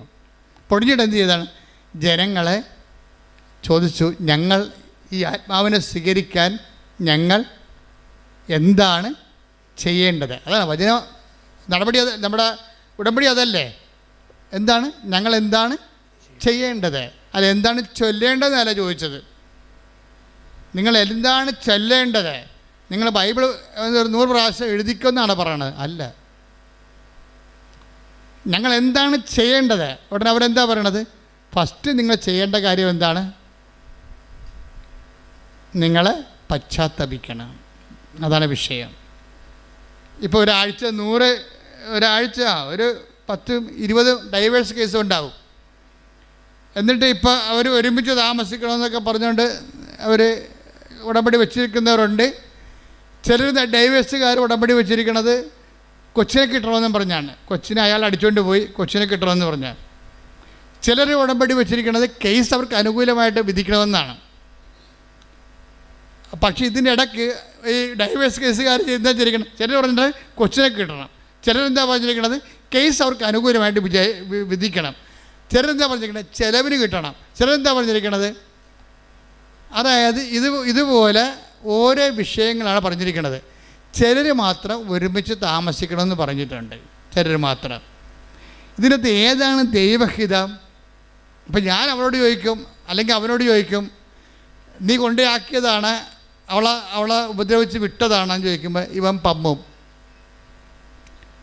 ഇവന് ഡൈവേഴ്സ് കിട്ടിയിട്ട് വേറെ കെട്ടണം, അതിന് വേണ്ടി ഉടമ്പടി എടുത്തിരിക്കണം പന്നി. ഇതാണ് പ്രശ്നം. എത്രയും വേഗം ഡൈവേഴ്സ് കിട്ടിയിട്ട് മാതാവ് ഡൈവേഴ്സ് കൊടുക്കണം. പണിയല്ലേ മാതാവിന് പുതിയ പണി, മാതാവിന് പണി അങ്ങോട്ട് കൊടുത്തിരിക്കുകയാണ്. എന്താ കാര്യം? ഡൈവേഴ്സ് ആക്കിയിട്ട് വേറെ പെണ്ണെ കെട്ടണം. അടിപൊളി. ഇത് തന്നെ പെണ്ണും പറഞ്ഞിട്ടുണ്ട്. ഇതിനകത്തൊരു പൊട്ടിച്ചില്ല ആവശ്യമുണ്ടാവും. എന്താ കാര്യം? ദൈവം ആഗ്രഹിക്കുന്നത് പശ്ചാത്താപമാണ്. ഇതിനകത്ത് പശ്ചാത്താപം എന്നൊരു കണ്ടൻ്റ് ഉണ്ട്. അത് ഉടമ്പടിയല്ല, എന്ത് സംഭവമായാലും സത്യദൈവത്തിൻ്റെ വിഷയങ്ങളിലെല്ലാം മനുഷ്യൻ്റെ വിശുദ്ധീകരണം മസ്റ്റാണ്. മന്ത്രവും തന്ത്രവും അങ്ങനെയുള്ള പരിപാടിയൊക്കെ ആണെങ്കിൽ ഒരു വിശുദ്ധീകരണം വേണ്ട, നമുക്ക് വേണമെങ്കിൽ ആഭിചാരം ചെയ്ത് ആരും കൊല്ലുകയും ചെയ്യാം. പക്ഷേ സത്യദൈവം, നിത്യജീവൻ എന്നുള്ള ഫോർമാറ്റിൽ പോകുന്ന എല്ലാ വിഷയങ്ങൾക്കും നിങ്ങളുടെ പശ്ചാത്താപം മസ്റ്റായിട്ട് വരും. ഈ പശ്ചാത്താപം എന്താ വരണത്? അപ്പം നിങ്ങൾ ആദ്യം ഉടമ്പെടുക്കുമ്പോൾ തന്നെ നിങ്ങൾ വാളും പരിചയം കൊണ്ടുവന്ന് കർത്താവിൻ്റെ അടുത്ത് വെക്കണം. നിങ്ങൾ വീട്ടിലെ വാളും പരിചയം അംഗമല്ലായിരുന്നോ? അല്ലേ? ആദ്യം ഇത് വാളും പരിചയം കൊണ്ട് വെക്കണം. ഇപ്പം നിങ്ങൾ വാളും പരിചയം കൊണ്ട് അവൾ നല്ല വെട്ടിയപ്പോഴാണല്ലോ ഇപ്പോൾ വക്കീലിൻ്റെ അടുത്ത് കൊടുത്തിരിക്കുന്നത്. നിങ്ങളുടെ വാളും പരിചയമൊക്കെ വക്കീൽ വെട്ടിക്കൊള്ളാൻ പറയും. എന്നിട്ട് ജഡ്ജി തീരുമാനിക്കണം ആര് ജയിച്ചെന്ന് പറയും. നിങ്ങൾ വിചാരിച്ച കോടതിയിൽ നിങ്ങളുടെ വിഷയങ്ങൾ ചെല്ലണത് തന്നെ നിങ്ങൾക്ക് നാണക്കേടാണെന്ന്. എന്താ കാര്യം? നിങ്ങൾ ജയിച്ചാൽ ഓന്തോടിയാൽ വെയിലി വരെ, ചെമ്മീൻ ചാടിയാൽ ചട്ടി വരെ. അത്രേ ഉള്ളൂ. നിങ്ങൾ ജയിച്ചാൽ എത്ര കൊല്ലത്തേക്ക് ജയിക്കാൻ പറ്റും? നിങ്ങൾക്ക് ഈ ജീവിതത്തെ മാത്രം ജയിക്കാൻ പറ്റും. മേ ബി ഒരു 40 കൊല്ലമാണ് മാക്സിമം. അത് കഴിയുമ്പോൾ കൊമ്പും കോലൊക്കെ മുക്കിന്നും വഹിന്നൊക്കെ കൊമ്പും കോലും ഇട്ടിട്ട് സൂപ്പർ സ്പെഷ്യാലിറ്റി ഹോസ്പിറ്റൽ ഉണ്ടാവില്ല. അതിപ്പോൾ ഞാനായാലും നീയായാലും എപ്പോഴും നമ്മൾ ശ്രദ്ധിക്കേണ്ട കാര്യം വെച്ച് കഴിഞ്ഞാൽ ഈ കൊച്ചു ജീവിതത്തിന് വേണ്ടി നീ ദൈവത്തെ ഉടനെ തള്ളിപ്പറയുകയാണ്, ദൈവത്തിൻ്റെ വചനത്തെ തള്ളിപ്പറയുകയാണ്. അവിശ്വാസിയായ ഭർത്താവ് ഭാര്യ മുഖേന വിശുദ്ധീകരിക്കപ്പെടും. നേരെ മറിച്ച് സംഭവിക്കും. ഉടമ്പടി എടുക്കുമ്പോൾ നീ ഒരു തുറന്ന മനോഭാവം ആദ്യം, ദൈവമേ എവിടെയാണ് തെറ്റെന്നറിയത്തില്ല, നമുക്കറിയാം ഞാൻ എവിടെയാണ് തെറ്റെന്നറിയത്തില്ല. ഇപ്പം നിങ്ങൾക്കറിയാമല്ലോ, ഇപ്പോൾ 2 മക്കളേ ഉള്ളൂ. പണ്ട് 10 മക്കളൊക്കെ ഉണ്ടായിരുന്ന സമയത്ത് തട്ടിമുട്ടിയാലും ആരും മൈൻഡ് ചെയ്യത്തില്ല, തനത് എഴുന്നേറ്റ് പോകും. ഇപ്പം പിള്ളേർ വീണ് കഴിഞ്ഞാൽ അവിടെ തന്നെ കിടന്ന് കാറും. നിലവിളിച്ചില്ലെങ്കിൽ അവരവിടുത്തെ എടുത്ത് അവിടെ കിടന്ന് 1 വയസ്സുകാരനെ കൊച്ചാനും ശരി അവിടെ കിടന്ന് വേണമെങ്കിൽ കിട്ടിയ സാധനം എടുത്ത് നമുക്ക് എറിയും. കാര്യം പണ്ട് 10-12 പിള്ളേരുണ്ടായപ്പോൾ നമുക്ക് പ്രശ്നമില്ല. വീണ് എഴുന്നേറ്റ് പോകും. ആര് മൈൻഡ് ചെയ്യാനാണ്? ഇപ്പം മൈൻഡ് ചെയ്യാൻ ആളുള്ള കാരണം കുഞ്ഞുനാൾ മുതലേ ഭയങ്കര പൊസസീവാണ് ആൾക്കാർ. ഒന്നും ഉൾക്കൊള്ളാൻ പറ്റത്തില്ല. അതുകൊണ്ട് ഇവിടെ വന്ന് കയറുമ്പോൾ തന്നെ അല്ലെങ്കിൽ അവളല്ലെങ്കിൽ അവൻ, അവളുടെ അല്ലെങ്കിൽ അവൻ്റെ കുറ്റങ്ങളാണ് ആദ്യം എഴുന്നള്ളിക്കണത്. അപ്പോൾ അതോടുകൂടി വീട്ടുകാരെന്ത് ചെയ്യും? വീട്ടുകാർ എന്നാൽ നീ ഇങ്ങോട്ട് പോരാൻ പറയും, അമ്മ പറയും. അപ്പോൾ ആ തള്ള എന്നോട് അങ്ങനെ കാണിച്ചു, അവിടെ കോന്തക്കളൊന്ന് കൊടുത്തിട്ട് പോരാൻ പറയും. ഇയാളും വന്ന് ഉടമ്പടി എടുത്തിട്ടുണ്ട്, അതാ പ്രശ്നം. ആ ആളും വന്ന് ഉടമ്പടി എടുത്തിട്ടുണ്ട്. അപ്പം നിങ്ങൾ എങ്ങനെയാണ് അധപ്പതിച്ചതെന്ന് ആദ്യം എവിടുന്നാണ് തുടങ്ങിയത്? എങ്ങനെയാണ് നിങ്ങൾ അധപ്പതിക്കാൻ കാരണം? ഇപ്പം അമ്മയെ സംബന്ധിച്ചത് ഇപ്പോൾ ക്ലിൻ്റൺ അച്ഛൻ രാവിലെ പറഞ്ഞ എക്സാമ്പിൾ കണ്ടില്ലേ? അതായത് അവർ വർഷങ്ങൾ പിരിഞ്ഞിരുന്ന ആൾക്കാർ ഉടമ്പടി എടുത്തപ്പോൾ അമ്മ 2 പേരെയും കൂട്ടി യോജിപ്പിച്ച് കുഞ്ഞിനെയും കൊടുത്ത് പരമസന്തോഷമായിട്ട് അവർ ജീവിക്കുകയാണ്. അപ്പോഴേ അങ്ങനെ ദൈവത്തിൻ്റെ ഭാഗത്തുനിന്ന് അങ്ങനെ ഒരു ജീവിതം, നിനക്ക് സങ്കല്പിക്കാൻ പറ്റാത്തൊരു ജീവിതം ദൈവത്തിൻ്റെ കയ്യിലുണ്ട്. നിനക്കത് വേണ്ട. നിൻ്റെ ജീവിത പങ്കാളിക്ക് ഇന്ന കുഴപ്പങ്ങളുണ്ട്. രഹസ്യമായ കുഴപ്പമാകാം, ചിലത് പരസ്യമായ കുഴപ്പമാകാം. അതുകൊണ്ട് പുതിയ ഒരു ഉരുപ്പടിനെ കിട്ടിയാൽ കൊള്ളാവുന്നതിൻ്റെ മനസ്സിൽ രഹസ്യ അജണ്ട ഉണ്ടാകും. മനസ്സിലായില്ലേ? അപ്പം അതുകൊണ്ട് അതൊക്കെ ദൈവത്തിന് അറിയാമല്ലോ. നിൻ്റെ ഉദ്ദേശം ചിലപ്പോൾ വേറെ ആയിരിക്കുമെന്ന് അറിയാമല്ലോ. അത് വളരെ മനുഷ്യൻ്റെ പുറത്ത് പറയാൻ കൊള്ളാത്ത ഉദ്ദേശമായിരിക്കും നിൻ്റെ മനസ്സിലുള്ളതെന്ന് ദൈവത്തിന് അറിയാം. ഇത് വെച്ചുകൊണ്ട് ഉടമ്പടി ചെയ്ത ആദ്യം ചെയ്യേണ്ടത്, കർത്താവേ എൻ്റെ ഹൃദയ വിചാരങ്ങൾ നിനക്കറിയാം. ഹൃദയ വിചാരം എന്ന് പറഞ്ഞാൽ നിസ്സാര കാര്യമൊന്നുമല്ല.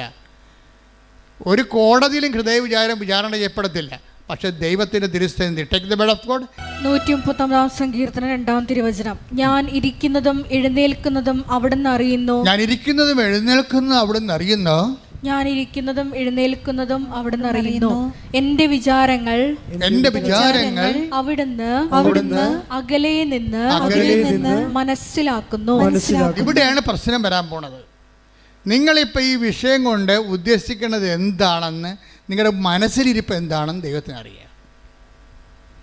നിങ്ങളിപ്പോൾ 5 സെൻറ്റ് സ്ഥലം മേടിക്കണമെന്ന് ഞാൻ പറഞ്ഞില്ലേ? 5 സെൻറ്റ് സ്ഥലം മേടിക്കുമ്പോൾ നിങ്ങൾ ചോദിക്കണം എന്താണ്? അച്ഛൻ നേരത്തെ പറഞ്ഞ എക്സാമ്പിളാണിത്. എന്താണ് നിങ്ങൾ ചോദിക്കണം? മൂത്ത മകനെയും മക്കളെ അങ്ങോട്ട് മാറ്റി താമസിപ്പിക്കണമെന്നാണ് നിങ്ങൾ ഉദ്ദേശിക്കുന്നത്. പക്ഷേ നിങ്ങൾ ഉദ്ദേശിക്കുന്നത് അതല്ല.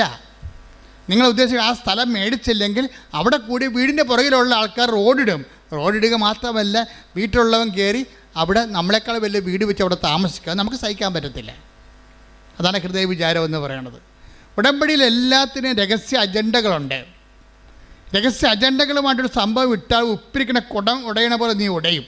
പ്രാർത്ഥിക്കുക, കർത്താവായ ദൈവമേ, വിശുദ്ധമായ ഉടമ്പടി വിശുദ്ധിയോടെ നിർവഹിക്കുവാൻ വിശുദ്ധമായ മനസ്സാക്ഷിയാൽ എന്നെ സ്നാനപ്പെടുത്തണമേ.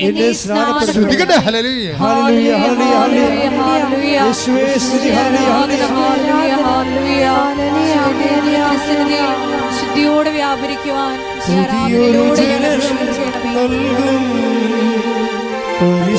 പരിശുദ്ധാത്മാവേ, പുതിയൊരു ശക്തിയുണരാ കൃപ നീ ചൊരിയണമേ.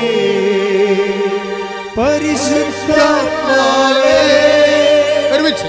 ഞങ്ങളിൽ നിറയണമേ, നിറഞ്ഞു കവിയണമേ, കവിഞ്ഞൊഴുകണമേ. പരിശുദ്ധാത്മാവേ,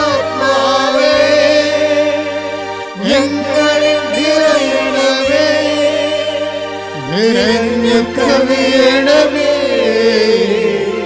കവിഞ്ഞൊഴുകണമേ. പരിശുദ്ധ പരമ ദിവ്യകാരുണ്യത്തിന്. അപ്പൊ ഹൃദയം ഒരു കർത്താവിൻ്റെ വചനങ്ങളിലേക്ക് വരുമ്പോഴും ഉടമ്പടി ജീവിതം തുറന്നു വെക്കുമ്പോഴും ദൈവത്തിൻ്റെ പദ്ധതി അനുസരിച്ച് കൊണ്ട് ഞങ്ങൾ എന്താണ് ചെയ്യേണ്ടത് ദൈവത്തോട് ചോദിക്കണം. അല്ല, ഞാൻ ഇന്ന കാര്യങ്ങൾ ചെയ്താൻ തീരുമാനിച്ചു, എൻ്റെ അമ്മ ഇന്ന കാര്യങ്ങൾ ഞാൻ ചെയ്യണമെന്ന് തീരുമാനിച്ചു, അതിന് വേണ്ടി എന്നെ സഹായിക്കാൻ ദൈവം ആരും ഗുഡ പണിക്ക് വരികയാണ്. നിൻ്റെ അമ്മ എന്നോട് പറഞ്ഞിട്ടുണ്ട് ഇന്ന കാര്യങ്ങൾ ചെയ്യേണ്ടതെന്ന്. അതുകൊണ്ട് ഞങ്ങൾ ഇന്ന കാര്യങ്ങൾ ചെയ്യാൻ തീരുമാനിച്ചു, അതുകൊണ്ട് ഞങ്ങളെ സപ്പോർട്ട് ചെയ്യണം. ദൈവം ആരാണ്? നിൻ്റെ ഗുണ്ടാപ്പണിക്ക് വേണ്ടി വരാൻ പോകണം. നീ എൻ്റെ കൊട്ടേഷൻ എടുത്തിരിക്കണം. ഉടമ്പടിയാണ് നീ എടുത്തിരിക്കണം, കൊട്ടേഷനാണ് എടുത്തിരിക്കണം മാതാവിൻ്റെ. അപ്പോൾ ഈ അഭ്യാസം കാണിക്കാതെ സത്യസന്ധമായിട്ട് ഹൃദയം നുറുങ്ങാൻ വേണ്ടി പ്രാർത്ഥിക്കുക. കർത്താവായ ദൈവമേ, അങ്ങേ സ്വീകരിക്കാൻ, ആത്മാവിൽ നിറയാൻ, എൻ്റെ ഹൃദയം നുറുക്കുന്ന അനുതാപത്താൽ അഭിഷേകം ചെയ്യണമേ. ഹല്ലേലൂയ, ഹല്ലേലൂയ, ഹല്ലേലൂയ, ഹല്ലേലൂയ, ഹല്ലേലൂയ. മഹത്വം, മഹത്വം.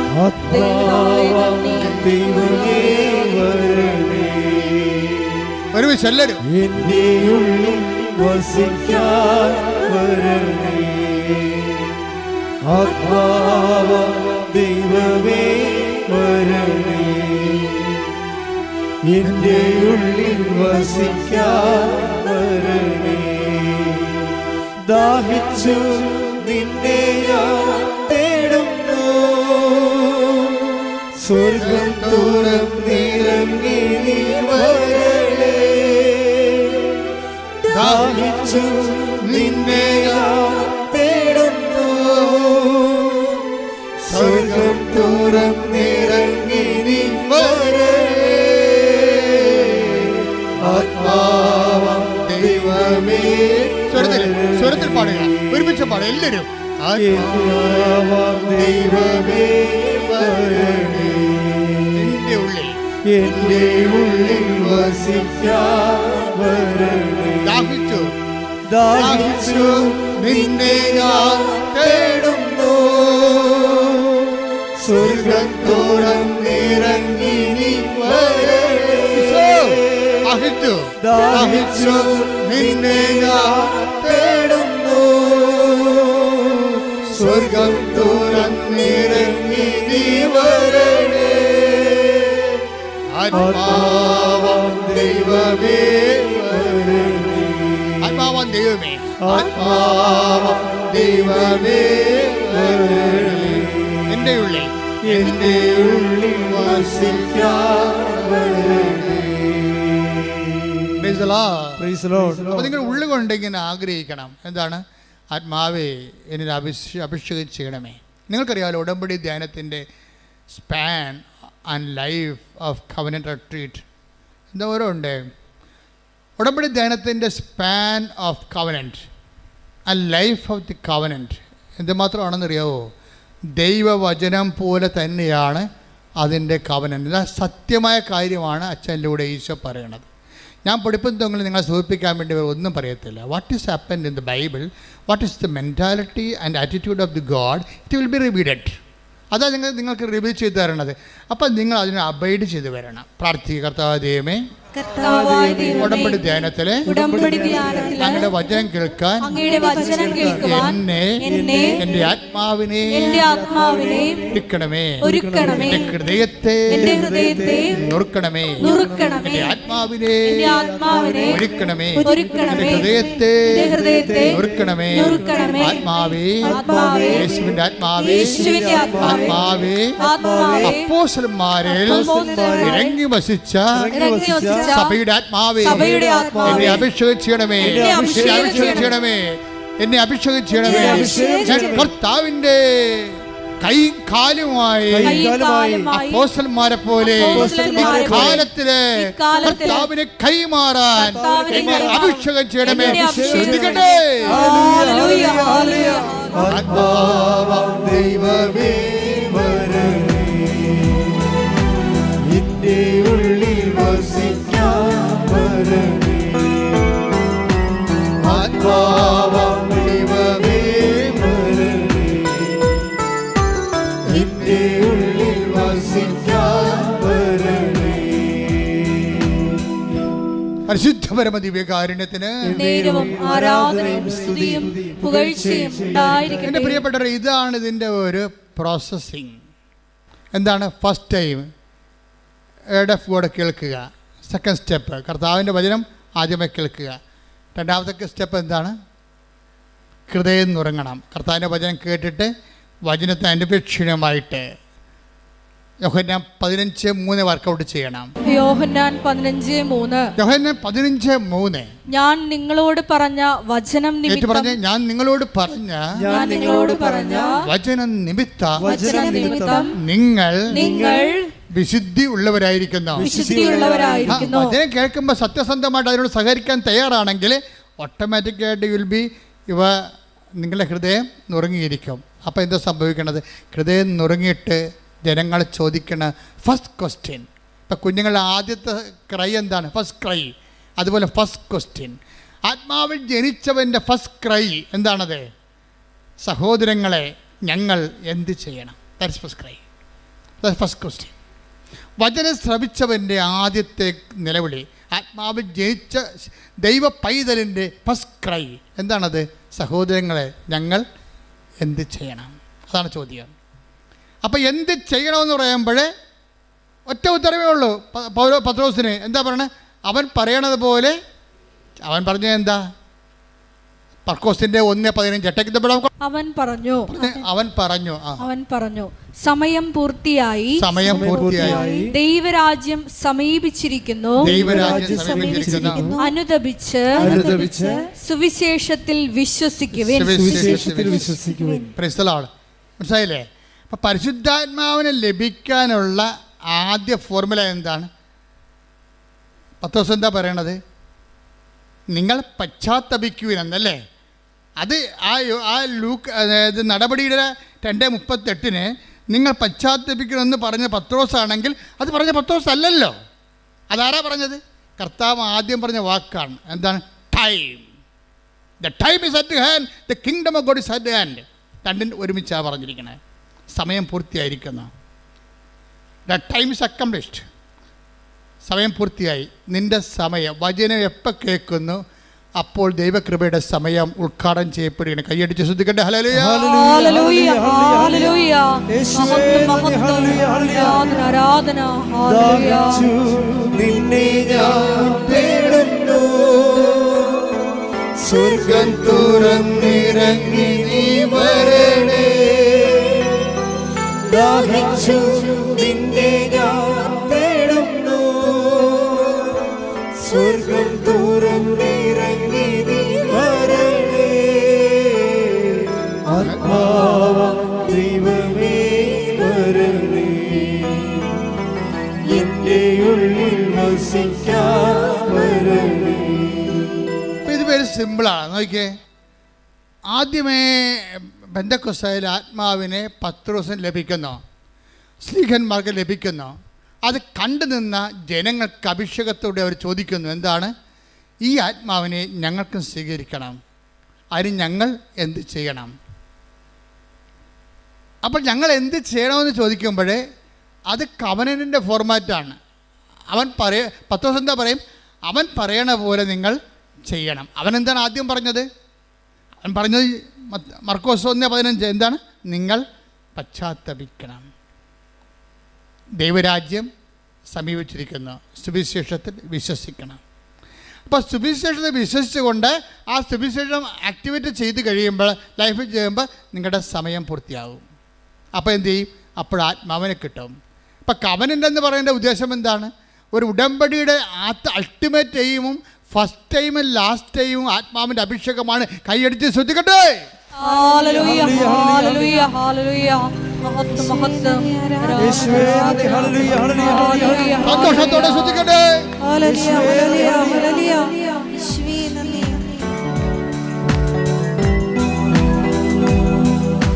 പെന്തക്കോസ്താനുഭവം തരണേ, പുതു സൃഷ്ടിയായി എന്നെ മാറ്റണേ.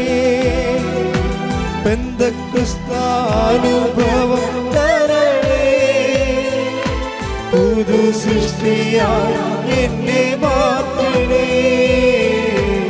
ആത്മാവാം ദൈവമേ വരണേ, എന്റെ ഉള്ളിൽ വസിക്കാൻ വരണേ. ആത്മാവാം ദൈവമേ വരണേ, എന്റെ ഉള്ളിൽ വസിക്കാൻ വരണേ. പരിശുദ്ധ പരമ ദിവ്യകാരുണ്യത്തിന് എന്നേരവും ആരാധനയും സ്തുതിയും പുകഴ്ചയും ഉണ്ടായിരിക്കട്ടെ. ഇതിനകത്തുള്ള ഒരു ടോപ്പ് സെക്യൂരിറ്റി എന്താണെന്ന് അറിയാമോ? ഇപ്പം നമ്മളുടെ ഒരു നോട്ടിൽ 17 സെക്യൂരിറ്റി മാർക്കുകളുണ്ട് അല്ലേ? ഒരു നോട്ടിൽ 500 നോട്ടിലൊക്കെ ഗവൺമെൻറ് അംഗീകരിച്ച 17-18 സെക്യൂരിറ്റി മാർക്കുകളുണ്ട്. നമുക്ക് 1-2 മാർക്ക് അറിയാൻ പറ്റും. നമുക്ക് ജലമുദ്ര അറിയാം. അത് നോക്കുമ്പോൾ അശോക ചക്രമൊക്കെ ഇരിക്കണ കാണാം അതിനകത്ത്. പിന്നെ വാട്ടർ മാർക്ക് കാണാം. പക്ഷേ ഗവൺമെൻറ്റിനറിയാം 17 ഉണ്ട്.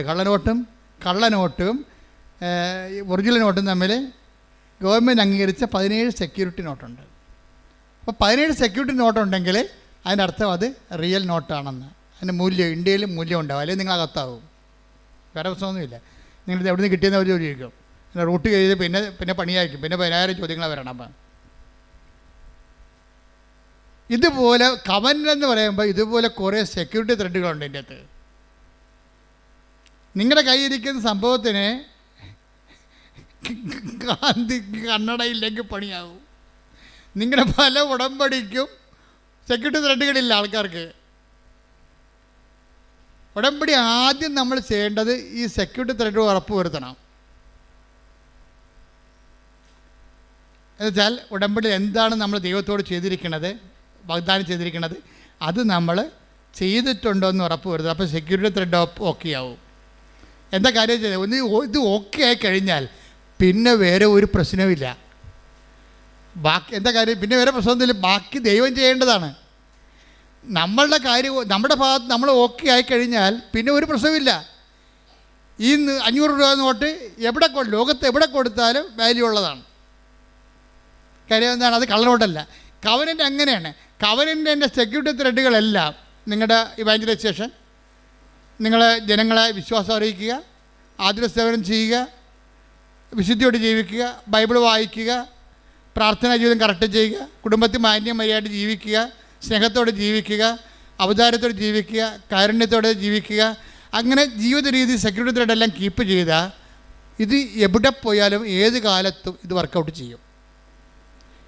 നമുക്ക് നോട്ട് പഴയതായാൽ പോലും, ഉടമ്പടി പഴയതായാൽ പോലും പുതിയതിൻ്റെ വിലയല്ലേ അതിനുള്ളത്. 500 രൂപയ്ക്ക് പഴയ നോട്ടാണെന്നും പറഞ്ഞാൽ അതിന് 5 രൂപയുടെ വിലയല്ലല്ലോ.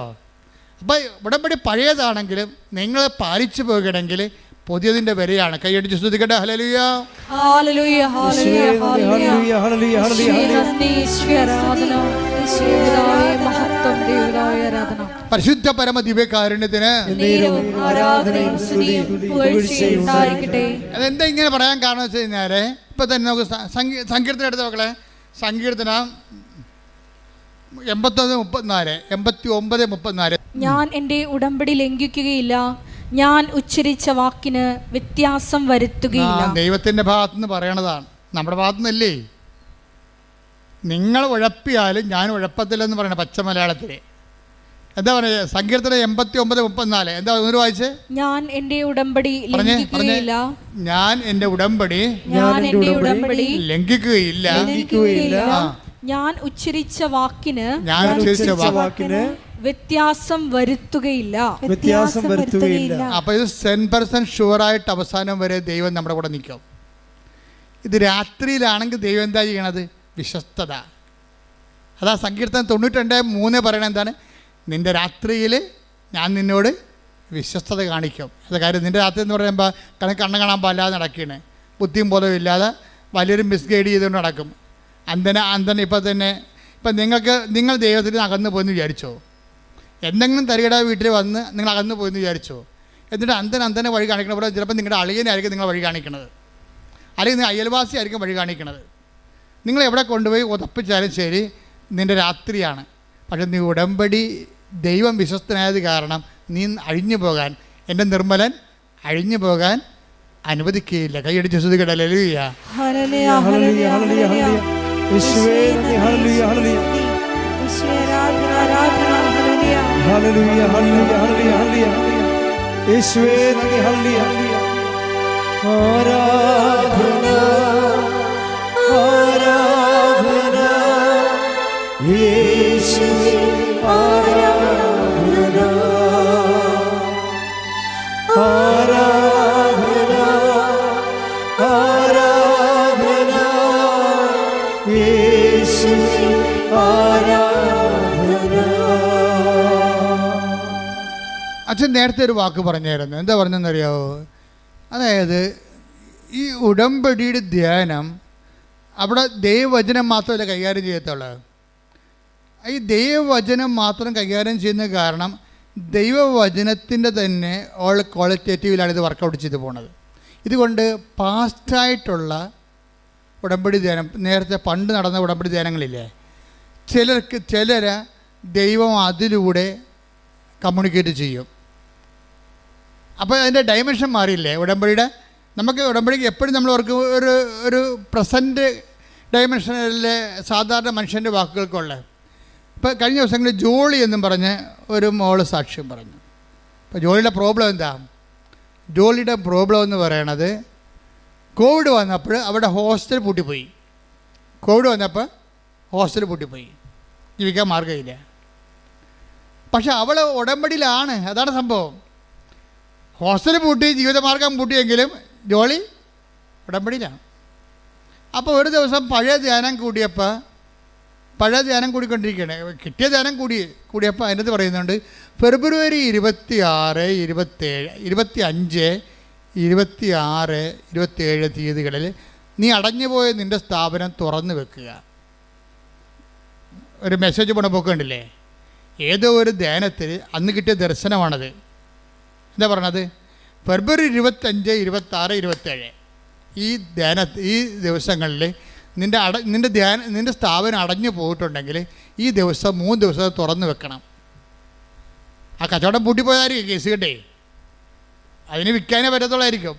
പക്ഷേ സ്ഥാപനം നീ തുറന്നു വെക്കണം. 28-ാം തീയതി അത്ഭുതം കാണിക്കും കർത്താവ്. ഒരു മെസ്സേജാണ്. പക്ഷേ എന്താ പ്രോബ്ലം വെച്ച് കഴിഞ്ഞാൽ അതിൻ്റെ മദർ ബോർഡും ഹാൻഡ്സെറ്റും പോലുള്ള സംഭവമാണ്. ഇപ്പോൾ ഒരാൾക്കൊരു മെസ്സേജ് പാസ് ചെയ്യണമെങ്കിൽ അയാൾക്ക് അഭിഷേകം കൊടുക്കും ദൈവം. ഇത് നിന്നെക്കുറിച്ചുള്ള മെസ്സേജാണെന്ന് പറയും. അത് ജനറലായിട്ട് പറഞ്ഞതാണ്. പക്ഷെ ദൈവം അവരെ ഉദ്ദേശിക്കുന്നുണ്ട്, അവരെ ലീഡ് ചെയ്യാൻ വേണ്ടി അത് ഉദ്ദേശിക്കുന്നുണ്ട്. ഉടനെ ജോലി എന്താ ചെയ്യണമെന്ന് വെച്ച് കഴിഞ്ഞാൽ, ഈ പറഞ്ഞത് ഞങ്ങളുടെ വീടിന് വേണ്ടി കർത്താവ് പറഞ്ഞ മെസ്സേജാണ്. അതുകൊണ്ട് ചേട്ടായിയുടെ ചേട്ടായി, നമ്മുടെ ഹോസ്റ്റല് പൂട്ടിപ്പോയതാണ്, നമ്മൾ തുറക്കാൻ പോയി. ഇത് കർത്താവ് നമുക്ക് തന്ന സന്ദേശമാണ്. അതുകൊണ്ട് 26, 27, 25, 26, 27 തീയതികളിൽ ഫെബ്രുവരി മാസം നമ്മൾ തുറന്ന് വെച്ച് വിശ്വാസ പ്രമാണം ചെല്ലാം. അങ്ങനെയാണ് മെസ്സേജ്. തുറന്ന് വെച്ച് വിശ്വാസ പ്രമാണം ചെല്ലാൻ പറഞ്ഞിരിക്കുകയാണ്. അതുപോലെ തന്നെ ഭർത്താവും ഇവരോട് ചോദിച്ചിട്ട് ഈ ഹോസ്റ്റൽ തുറന്നിടും. കർത്താവിൻ്റെ വചനമല്ലേ കേട്ടത്, ഹോസ്റ്റൽ തുറന്നിടും. കാരണം അവർക്ക് ഹോസ്റ്റൽ അങ്ങനെ എല്ലാവർക്കും തുറക്കാനൊന്നും പറ്റത്തില്ല. എന്താ കാര്യത്തിനാൽ ആർക്ക് വേണ്ടിയാണ് ദൈവം ആ മെസ്സേജ് ഉദ്ദേശിക്കുന്നത്, അവർ കേൾക്കുമ്പോഴാണ് അതിന് അഭിഷേകം കിട്ടുന്നത്. ഹിയറിംഗ് അനോയിൻറ്റിങ് എന്ന് പറഞ്ഞ ഒരു വിഷയം അതാണ്.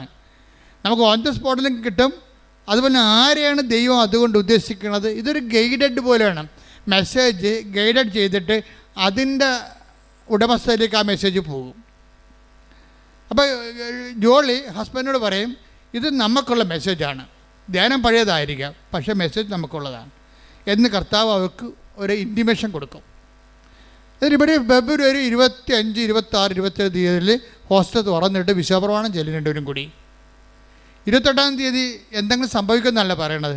28-ാം തീയതി സന്ധ്യ വരെ ഒന്നും സംഭവിക്കത്തില്ല. അപ്പോൾ ഹസ്ബൻഡ് ചോദിക്കും, നമുക്ക് തോന്നിയായിരിക്കും അല്ലേ? അപ്പോൾ ഇല്ല ചേട്ടാ, ഈശോ പറഞ്ഞാണെന്ന് പറയും. അപ്പോൾ 28-ാം തീയതി സന്ധ്യ കഴിഞ്ഞപ്പോൾ ഒരു 16 പിള്ളേരിങ്ങോട്ട് വന്നിട്ട് ഹോസ്റ്റൽ നിറഞ്ഞു. 16 കട്ടിലേ ഉള്ളു, 16 കട്ടിലും ആളായി. അതായത് ഇതെന്ന് പറഞ്ഞാൽ ഇത് പഴയ ഒരു മെസ്സേജ് അവർക്ക് വേണ്ടി ദൈവം സുരുക്കൂട്ടി വെച്ചിരിക്കുന്നതാണ്. അവർ വിഷയം വന്നപ്പോൾ അവർക്കത് അഭിഷേകം കൊടുത്തിരിക്കണം. അവരത് കാണാനിടയാക്കും. അത് എപ്പോഴും ഇടയാക്കുക എന്നുള്ളത് കർത്താവിൻ്റെ ഒരു നടപടിക്രമത്തിൻ്റെ ഭാഗമാണ്. നിൻ്റെ ജീവിത പങ്കാളിയെ കണ്ടെത്താൻ ഇടയാക്കും. എന്നെ ജെറമ്യ എടുത്ത് 29:14, നിങ്ങൾ എന്നെ കണ്ടെത്താൻ ഞാൻ ഇടയാക്കും. അതാണ് നിങ്ങൾ പറഞ്ഞ്, നിങ്ങൾ എന്നെ കണ്ടെത്താൻ ഞാൻ ഇടയാക്കും. അപ്പം അതായത് നിങ്ങൾക്ക് ദൈവത്തെ കണ്ടെത്താൻ വേണ്ടി ദൈവം തന്നെ, നമുക്ക് കണ്ടെത്താൻ പാടല്ലേ, അതുകൊണ്ട് ദൈവം തന്നെ കണ്ടെത്താൻ വേണ്ടി നമ്മളെ ഗൈഡ് ചെയ്തുകൊണ്ടിരിക്കും. ഇതൊരു വല്ലാത്തൊരു ഗൈഡൻസാണ്. ഇതുകൊണ്ടാണ് നമ്മൾ കർക്കശമായിട്ട് വിശുദ്ധി പാലിക്കണമെന്ന് അച്ഛൻ പറഞ്ഞതിൻ്റെ കാരണം. നിങ്ങൾക്ക് ദൈവത്തിൽ വിശ്വാസമില്ലെങ്കിൽ നിങ്ങൾക്ക് എങ്ങനെയും ജീവിക്കാം. 2 ഭാര്യ, 3 ഭാര്യ, 5 ഭർത്താക്കന്മാരെ എങ്ങനെയും ജീവിക്കാം. വിശുദ്ധി ആവശ്യമില്ല, ദൈവത്തെ ആവശ്യമില്ല. പിന്നെ എന്തെങ്കിലും സങ്കല്പത്തിൽ ജീവിക്കുന്ന ആൾക്കാരാണെങ്കിൽ അവർക്ക് അങ്ങനെ അവരുടെ എന്തെങ്കിലുമൊക്കെ വിശ്വാസത്തിൽ അവർ ജീവിക്കും. പക്ഷേ സത്യസന്ധമായിട്ടാണ് നിങ്ങൾ ദൈവത്തെ സമീപിക്കണമെന്നുണ്ടെങ്കിൽ ദൈവം സമീപസ്ഥനാണ്. സത്യസന്ധമായിട്ട് അത് ഹൃദയം നുറുങ്ങിയവർ. ശ്രദ്ധിക്കട്ടെ. ഹല്ലേലൂയ. സങ്കീർത്തനം 18-ാം തിരുവചനം. സങ്കീർത്തനം 34:18. ഹൃദയം നുറുങ്ങിയവർക്ക് കർത്താവ് സമീപസ്ഥനാണ്. മനമുരുകിയവരെ അവിടുന്ന് രക്ഷിക്കുന്നു. ഇതിന്റെ കൂടെയാണ് ഹൃദയശുദ്ധിയുള്ളവർ ദൈവത്തെ കാണുമെന്ന് പറയണത്. ഇപ്പൊ ഹൃദയം നുറുങ്ങിയിരിക്കണം, പറഞ്ഞ ഹൃദയശുദ്ധി ഇല്ല, കാപട്ടി അവന് കൈയിരിക്കണത്. അത് വർക്കൗട്ട് ചെയ്യണം നിർബന്ധമില്ല. സങ്കീർത്തനം 34:18 വർക്കൗട്ട് ചെയ്യത്തില്ല. നിങ്ങളുടെ ഹൃദയം നുറങ്ങിയിരിക്കണം, സമ്മതിച്ച്, പക്ഷേ നിങ്ങളുടെ കയ്യിരിക്കണ കാപട്യമാണ്. അങ്ങനെയാണെങ്കിൽ ഇത് വർക്കൗട്ട് ചെയ്യത്തില്ല. അപ്പം വിശുദ്ധിക്ക് കവനൻ്റെ വർക്കൗട്ട് ചെയ്യാൻ ഒരു അവിഭാജ്യമായ അടിസ്ഥാന ഘടകമാണ് വിശുദ്ധി. അതുകൊണ്ടാണ് പറയണത്, കർത്താവ് പറഞ്ഞത് ആദ്യത്തെ വാക്ക് എന്താണ് പറഞ്ഞത്? സമയം പൂർത്തിയായിരിക്കുന്നു, അനുദപിക്കുക, ഇത് രണ്ടും ഒരു സംഭവമാണ്. സുവിശേഷത്തിൽ വിശ്വസിക്കണമെങ്കിൽ വേറെ എന്തിലും നിങ്ങൾക്ക് വിശ്വസിക്കാം, പക്ഷേ സുവിശേഷത്തിൽ വിശ്വസിക്കണമെങ്കിൽ നീ അനുദപിക്കേണ്ടി വരും. ലോകത്തുള്ള എന്ത് പുസ്തകമാണെങ്കിലും നിങ്ങൾക്ക് വിശ്വസിക്കാം, പക്ഷേ കർത്താവിൻ്റെ വചനത്തിൽ വിശ്വസിക്കണമെങ്കിൽ യു മസ്റ്റ് റിപ്പന്റ്. പ്രാർത്ഥിക്കുക, കർത്താവേ അനുദപിച്ചുകൊണ്ട് അങ്ങയുടെ വചനത്തിലെ വിശ്വസിച്ചുകൊണ്ട് അനുസരിച്ച് ജീവിക്കാൻ എന്നെ അഭിഷേകം ചെയ്യണമേ. ഉടമ്പടി ധ്യാനം നിങ്ങളെ കുടുംബങ്ങൾക്ക് മനസ്സിലാകുന്നില്ലേ? അതിൻ്റെ അകത്ത് ക്രിസ്ത്യൻ നോൺ ക്രിസ്ത്യൻ അങ്ങനെയൊന്നും ഇല്ലെന്ന് തോന്നണം. കാര്യം കവനൻ്റിൻ്റെ റിസൾട്ട് വരുമ്പോൾ നമ്മൾക്ക് ആരാണ് ക്രിസ്ത്യൻ ആരാണ് നോൺ ക്രിസ്ത്യൻസ് എന്ന് പിടിയും കിട്ടത്തില്ല. കാര്യം എന്താണ്? ആരാണ് ഹൃദയശുദ്ധിയുള്ളവർ, ആരാണ് ദൈവത്തോട് സത്യസന്ധതയുള്ളവർ, ആരാണ് വചനത്തിൽ വിശ്വസിക്കാൻ കഴിവുള്ളവർ. അത് കപ്പാസിറ്റിയാണത്, അതൊരു കപ്പാസിറ്റിയാണ്. നിങ്ങൾ വിജയിക്കേണ്ടത് കവനൻ്റ് കപ്പാസിറ്റി ഒരേ സമയം ഒരേ രീതിയിൽ പോണതാണ്. നിങ്ങൾ കവനൻ്റിലാണെങ്കിൽ കപ്പാസിറ്റി വർദ്ധിപ്പിക്കണം. നിങ്ങൾ അനുദപിക്കാൻ പറയുന്നതും സൽപ്രവൃത്തികൾ ചെയ്യാൻ പറയുന്നതും സാക്ഷികളാകാൻ പറയുന്നതിൻ്റെ ഉദ്ദേശം നിങ്ങളുടെ കപ്പാസിറ്റി എംപവർ ചെയ്യാനാണ്. എന്താണ്?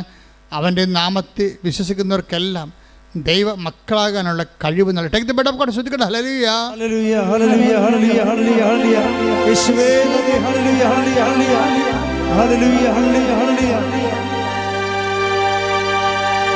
സമയം സമാഗതമാ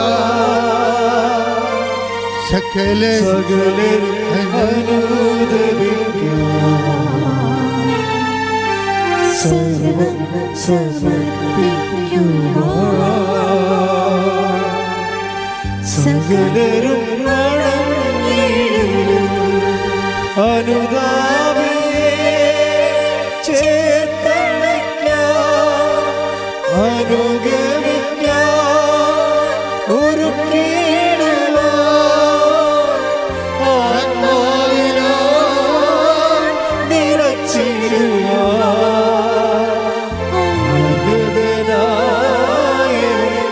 വിളിച്ചിടുന്നു.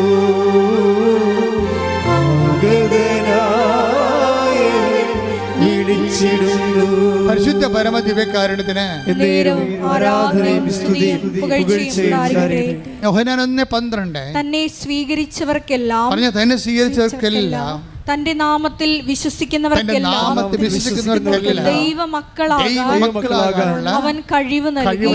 കൈയടിച്ച് സ്തുതിക്കട്ടെ. ഹല്ലേലൂയ ഹല്ലേലൂയ ഹല്ലേലൂയ ഹല്ലേലൂയ ഹല്ലേലൂയ ഹല്ലേലൂയ ഹല്ലേലൂയ. മഹത്വം പിതാവേ നന്ദി. അത്യുന്നതൻ നീ, നിന്നെപ്പോലൊരു ദൈവമില്ല. സ്വരത്തിന് സന്തോഷത്തോടെ ഉന്നതൻ നീ, അത്യുന്നതൻ നീ, നിന്നെപ്പോലൊരു ദൈവമില്ല.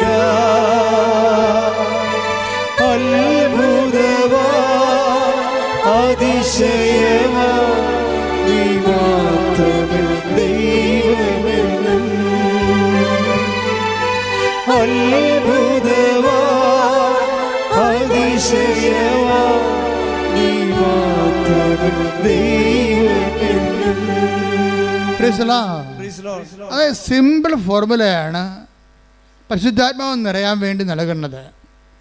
അതാണ് നടപടി പുസ്തകത്തിൻ്റെ 2:38 പറഞ്ഞ പത്രോസ് പറഞ്ഞു നിങ്ങൾ പശ്ചാത്തപിക്കുവിൻ പാപമോചനത്തിനായി എല്ലാവരും യേശുക്രിസ്തുവിന്റെ നാമത്തിൽ സ്നാനം സ്വീകരിക്കുവിൻ. പരിശുദ്ധാത്മാവിന്റെ ദാനം നിങ്ങൾക്ക് ലഭിക്കും. അപ്പൊ ഈ സ്നാനം എല്ലാവർക്കും സ്വീകരിക്കാൻ പറ്റുമോ? നിങ്ങൾക്കിപ്പോൾ സ്നാനം സ്വീകരിച്ചു കഴിഞ്ഞാൽ ഉടനെ അതൊരു മതപരിവർത്തനമായിട്ട് മാറും. സ്വാഭാവികമായിട്ട് ആ റിസ്ക് ഒക്കെ എടുത്തിട്ട് സ്വന്തമായിട്ട് സ്വീകരിക്കുന്ന ആൾക്കാരുണ്ട്. ആ വിഷയം നമുക്ക് നമ്മളുടെ പെർസ്പെക്റ്റീവിൽ ലക്ഷ്യങ്ങൾ വരുന്ന വിഷയമല്ല. പക്ഷേ നമ്മുടെ ലക്ഷ്യങ്ങൾ വരുന്ന ഒരു വിഷയമുണ്ട്. എന്താ വിഷയമെന്ന് വെച്ച് കഴിഞ്ഞാൽ ഈ സ്നാനം നമുക്ക് പള്ളിയുടെയും മതത്തിൻ്റെയും ഭാഗമല്ലാതെ ഒരു പൊതു സ്നാനമായിട്ട് സ്വീകരിക്കാൻ പറ്റും. എങ്ങനെയാണ്? നമുക്ക് പരിശുദ്ധാത്മ കിട്ടുകയല്ലേ പ്രധാനപ്പെട്ട വിഷയം. പരിശുദ്ധാത്മ നിത്യയുടെ മുദ്രയല്ലേ നമ്മുടെ കയ്യിലുള്ളത്. അപ്പോൾ നമുക്ക് എന്താ ചെയ്യാൻ പറ്റണത്? ഈ സ്നാനം എന്ന് പറയണത് എന്താ? കർത്താവ് എന്താ പറഞ്ഞിരിക്കുന്നത്? 12:50 എടുത്തേ, ലൂക്ക 12:50. എനിക്ക് ഒരു സ്നാനം സ്വീകരിക്കാനുണ്ട്. പറഞ്ഞ എന്താണ്? എനിക്ക് ഒരു സ്നാനം സ്വീകരിക്കാനുണ്ട്, അത് നിവൃത്തിയാവുകയോളം ഞാൻ എത്ര ഞെരുങ്ങുന്നു. അപ്പൊ കർത്താവ് പറഞ്ഞ സ്നാനം ഏതാണ്? ആ ഭാഗത്ത് പറഞ്ഞിരിക്കുന്ന സ്നാനം ഏതാണ്? കർത്താവിൻ്റെ പീഡാസഹനങ്ങളാണ്. ഈ പീഡാസഹനങ്ങളെ ഈശോ എന്തെന്നാ വിളിക്കണത്? സ്നാനം എന്നാണ് വിളിച്ചിരിക്കുന്നത്. പിടിയ ഈ സ്നാനം നിൻ്റെ കുടുംബത്തിലെ പീഡാസഹനങ്ങൾ, നിൻ്റെ കുടുംബത്തിൻ്റെ രോഗമാകാം, നിൻ്റെ കുടുംബത്തിൻ്റെ ചിലപ്പോൾ നിരാകരിക്കപ്പെട്ട അവസ്ഥയാകാം, നീ കടന്നു പോകുന്ന എല്ലാ മേഖലയിലൂടെയും കർത്താവ് കടന്നു പോയതാണ്. ക്രിസ്തുവിനെ സ്വീകരിക്കുക എന്ന് വെച്ച് കഴിഞ്ഞാൽ നീ കടന്നു പോകുന്ന എല്ലാ മേഖലകളെയും കടന്നുപോയ കർത്താവിനെ നിൻ്റെ പീഡാസഹനങ്ങളെ ക്രിസ്തുവിൻ്റെ നാമത്തിൽ നിൻ്റെ ജീവിതത്തെ നീ സമീപിക്കുകയാണ്. ഇപ്പം നിൻ്റെ ചിലപ്പോൾ കാരണം കൂടാതെ വെറുത്ത് കാണാം. ഇപ്പോൾ ഭർത്താവ് അല്ലെങ്കിൽ ഭാര്യ ഈ കാലത്ത് ഏറ്റവും കൂടുതൽ കാരണം കൂടാതെ വെറുക്കപ്പെടുന്നത് എന്താ? ഏറ്റവും കൂടുതൽ ഒരു കാരണമില്ലാതെ വെറുക്കപ്പെടുന്ന ഒത്തിരി സാഹചര്യങ്ങളുണ്ട്. ചില കാരണങ്ങൾ പരസ്യമാകാം, ചില കാര്യങ്ങൾ രഹസ്യമാകാം. എല്ലാം മുതലെടുപ്പാണ് മനസ്സിലാക്കിയാൽ മതി. കാരണം കൂടാതെ നിന്നെ വെറുക്കും. നീ നോക്കുമ്പോൾ കാരണമൊന്നുമില്ല. നിൻ്റെ ഭർത്താവ് നിന്നെ വെറുക്കാൻ കാരണമൊന്നുമില്ല. ബൈബിളിലുണ്ട് കാരണം കൂടാതെ അവൻ വെറുക്കപ്പെട്ടെന്ന്. നീ കാരണം കൂടാതെ വെറുക്കപ്പെട്ടിരിക്കെങ്കിലേ അപ്പം നിൻ്റെ ഭർത്താവ് അല്ലെങ്കിൽ നിൻ്റെ ഭാര്യ സ്വിറ്റ്സർലൻഡിൽ നിന്ന് വന്നിട്ട് പിന്നെ നിൻ്റെ വീട്ടിൽ വരണില്ല, അവളുടെ വീട്ടിൽ പോയിരിക്കുകയാണ്. കാര്യം ചോദിച്ചിട്ട് പറയണമില്ല. അപ്പം നീ വന്ന് എന്നോട് ചോദിക്കുക, അച്ഛാ കാര്യം എന്താണ് അച്ഛാ? ഞങ്ങൾ തമ്മിൽ ഒരു പ്രശ്നമില്ല അച്ഛാ. എന്നിട്ട് അവളെന്താ എൻ്റെ ഫോൺ എടുക്കാത്തതെന്ന് എന്നോട് ചോദിക്കും. ഞാൻ അതിൻ്റെ ഉടമ്പടി കറക്റ്റാണ്, ഞാൻ പറയാം അവളെന്താ ഫോൺ എടുക്കാത്തതെന്ന്. അവൾ ഉടമ്പടി കറക്റ്റാണെന്ന് നോക്കും. ആദ്യം ഞാൻ പേപ്പർ നോക്കും, കറക്റ്റ് ചെയ്യും. അപ്പം ചില സമയത്ത് നമ്മൾ തെറ്റിദ്ധരിക്കപ്പെടും. ഭാര്യയാകാൻ തെറ്റിദ്ധരിക്കണത് ഭർത്താവുമാകാം. പക്ഷെ നീ അത് കർത്താവിൻ്റെ നാമത്തിലാണ് എടുക്കണമെങ്കിൽ അവർ കാരണം കൂടാതെ എന്നെ വെറുത്ത് ശ്രുതികട ഹല്ലേലൂയ ഹല്ലേലൂയ ഹല്ലേലൂയ ഹല്ലേലൂയ ഹല്ലേലൂയ യേശുവേ സ്തുതി ഹല്ലേലൂയ ഹല്ലേലൂയ ഹല്ലേലൂയ യേശുവേ ആരാധന ആരാധന ആരാധന ഹല്ലേലൂയ ഹല്ലേലൂയ ഹല്ലേലൂയ എല്ലാവരും സ്തുതിക്കട്ടെ. ഹല്ലേലൂയ കരങ്ങൾ ഉയർത്തി ഹല്ലേലൂയ യേശുവേ നന്ദി ഹല്ലേലൂയ ഹല്ലേലൂയ ഹല്ലേലൂയ ഹല്ലേലൂയ ഹല്ലേലൂയ യേശുവേ വിശ്വാസത്തിൻ ആത്മാവേ വരേണമേ ആശ്വാസത്തിൻ ആത്മാവേ വരേണമേ വിശ്വാസത്തിൻ ആത്മാവേ വരേണമേ ആശ്വാസത്തിൻ ആത്മാവേ വരേണമേ പരിശുദ്ധാത്മാവേ പാവനാത്മാവേ എന്റെ ഹൃദയത്തിൽ വന്നു വാഴണമേ. Praise the Lord. അപ്പോൾ ഇതുപോലെ ഉണ്ടാകുന്ന വ്യത്യസ്തങ്ങളായ അനുഭവങ്ങൾ നിൻ്റെ രോഗമാകാം. ഇപ്പം നമ്മുടെ രോഗങ്ങളാണ് അവൻ ചുമന്നത് എന്ന് പറയുന്നത്. നമ്മുടെ പാപങ്ങളാണ് അവൻ ചുമന്നത്. നമ്മുടെ ഭാരങ്ങളാണ് അവൻ വഹിച്ചത്. ഐസയ 53:7 ഇങ്ങനെ ജീവിതത്തിൻ്റെ ഓരോ കഷ്ടപ്പാടുകൾ, ഭാരങ്ങൾ, തെറ്റിദ്ധാരണകൾ, സംശയങ്ങൾ, നമ്മൾ അനുഭവിക്കുന്ന മാനസിക സംഘർഷങ്ങൾ, when you take the name Jesus Christ U receive Jesus. നിങ്ങൾ കർത്താവിൻ്റെ നാമത്തിലെടുത്താൽ കർത്താവിനെ സ്നാനപ്പെടുന്ന പോലെയാവും. മനസ്സിലായില്ലേ? നിൻ്റെ വേദന, നിൻ്റെ രോഗം, നിൻ്റെ പീഡ, നീ അനുഭവിക്കുന്ന തെറ്റിദ്ധാരണ, നീ അനുഭവിക്കുന്ന സംശയ രോഗങ്ങൾ, അത് നിൻ്റെ കർത്താവിൻ്റെ നാമത്തിൽ ഞാൻ സ്വീകരിക്കണമെന്ന് പറഞ്ഞാൽ നോ കംപ്ലൈൻറ്റ്. പിന്നെ നിനക്ക് കംപ്ലൈൻറ്റ് ഉണ്ടാകാൻ പാടില്ല. കർത്താവിൻ്റെ നാമത്തിൽ സ്വീകരിക്കണമെന്ന് പറഞ്ഞാൽ അവനിട്ട് പോയി ചവിട്ടരുത് നീ. പക്ഷേ കർത്താവിൻ്റെ നാമത്തിൽ സ്വീകരിക്കണമെന്ന് പറഞ്ഞാൽ പിന്നെ ഉടനെ മരിയൻ ഫോർമാറ്റിലേക്ക് നിൻ്റെ ജീവിതം ക്രമീകരിക്കും. എന്താണ്? അമ്മയ്ക്ക് കിട്ടിയ എല്ലാ സഹനങ്ങളും ദൈവത്തിൻ്റെ നാമത്തിൽ സ്വീകരിക്കുന്ന കാരണം അമ്മ പിന്നെ എന്ത് ചെയ്യും? ഹൃദയത്തിൽ സംഭരിക്കും, മിണ്ടത്തില്ല. ഈ അക്കൗണ്ടിലേക്ക്, മരീൻ അക്കൗണ്ടിലേക്ക് ഇത് കരി ഓവർ ചെയ്യുമ്പോൾ ശ്രദ്ധിക്കേണ്ട കാര്യം മൗനമാണ്. പറഞ്ഞ മനസ്സിലായില്ലേ? നിൻ്റെ ഭർത്താവ്, നിൻ്റെ ഭാര്യ, അത് നിൻ്റെ അയൽവാസി, നിൻ്റെ ബന്ധുക്കൾ നിന്നെ വിഷമിപ്പിക്കുകയോ ഞെരുക്കുകയോ മനഃപൂർവ്വം ഏഷണി, പക, പരദൂഷണം നിന്നെ വിഷമിപ്പിക്കുകയും നിൻ്റെ വളർച്ചയെ മുരടിപ്പിക്കുകയും ചെയ്താൽ, when you take it in the name of Jesus Christ, you have baptized in the name of Jesus Christ. അവ നിൻ്റെ കർത്താവിൻ്റെ നാമത്തിൽ സ്വീകരിച്ചാൽ നീ യേശുവിൻ്റെ നാമത്തിൽ സ്നാനമേൽക്കുകയാണ്. യേശുവിൻ്റെ നാമത്തിൽ സ്നാനസ്ഥാനത്തിൻ്റെ ശരീരഭാഷ എന്താണ്? മൗനമാണ്. അവിടെ കിടന്ന് കാറകുക. അമ്മയുടെ ജീവിതം നിത്യജ്ഞാനസ്ഥാനത്തിൻ്റെ ജീവിതമാണ്. എന്താ കാര്യം? എല്ലാ സഹനങ്ങളിലും ദൈവം സ്നാനപ്പെടുത്തുന്ന സമയമാണെന്ന് മനസ്സിലാക്കിക്കൊണ്ട് അമ്മ ഹൃദയത്തെ സംഗ്രഹിച്ച് മൗനമായിരിക്കും. ദൈവമല്ലേ കർത്താവ് നിന്നോട് സംസാരിക്കുകയാണ്. ഇപ്പോൾ എന്താ സംസാരിക്കണത്? നിൻ്റെ ജ്ഞാനസ്ഥാനങ്ങളിൽ നീ മൗനമായിരുന്നു കൊണ്ട് അമ്മയുടെ മധ്യസ്ഥത്തിൽ ഈശോ നിന്നെ രൂപപ്പെടാൻ വേണ്ടി, കർത്താവിൻ്റെ നാമത്തിൽ നീ ഈറ്റുന്നോ അനുഭവിക്കാൻ വേണ്ടി ശ്രദ്ധിക്കട്ടെ.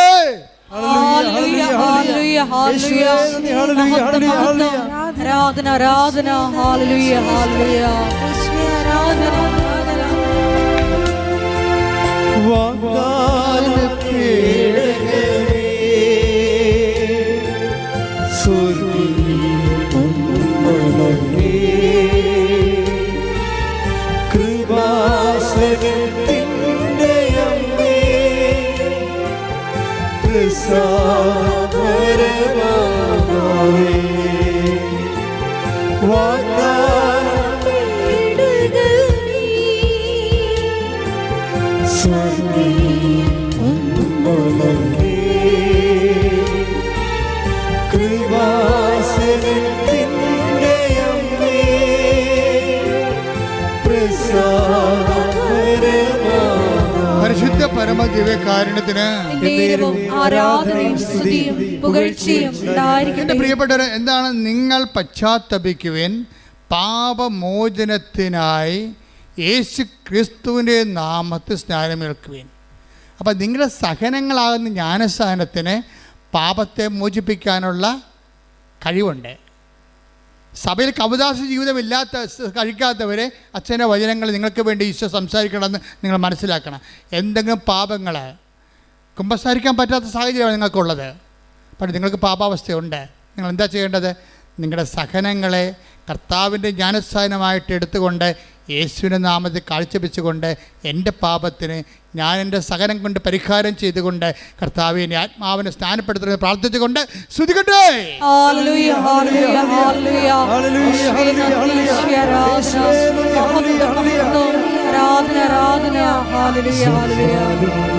ആത്മാവേ, പാവനാത്മാവേ, തന്നാലും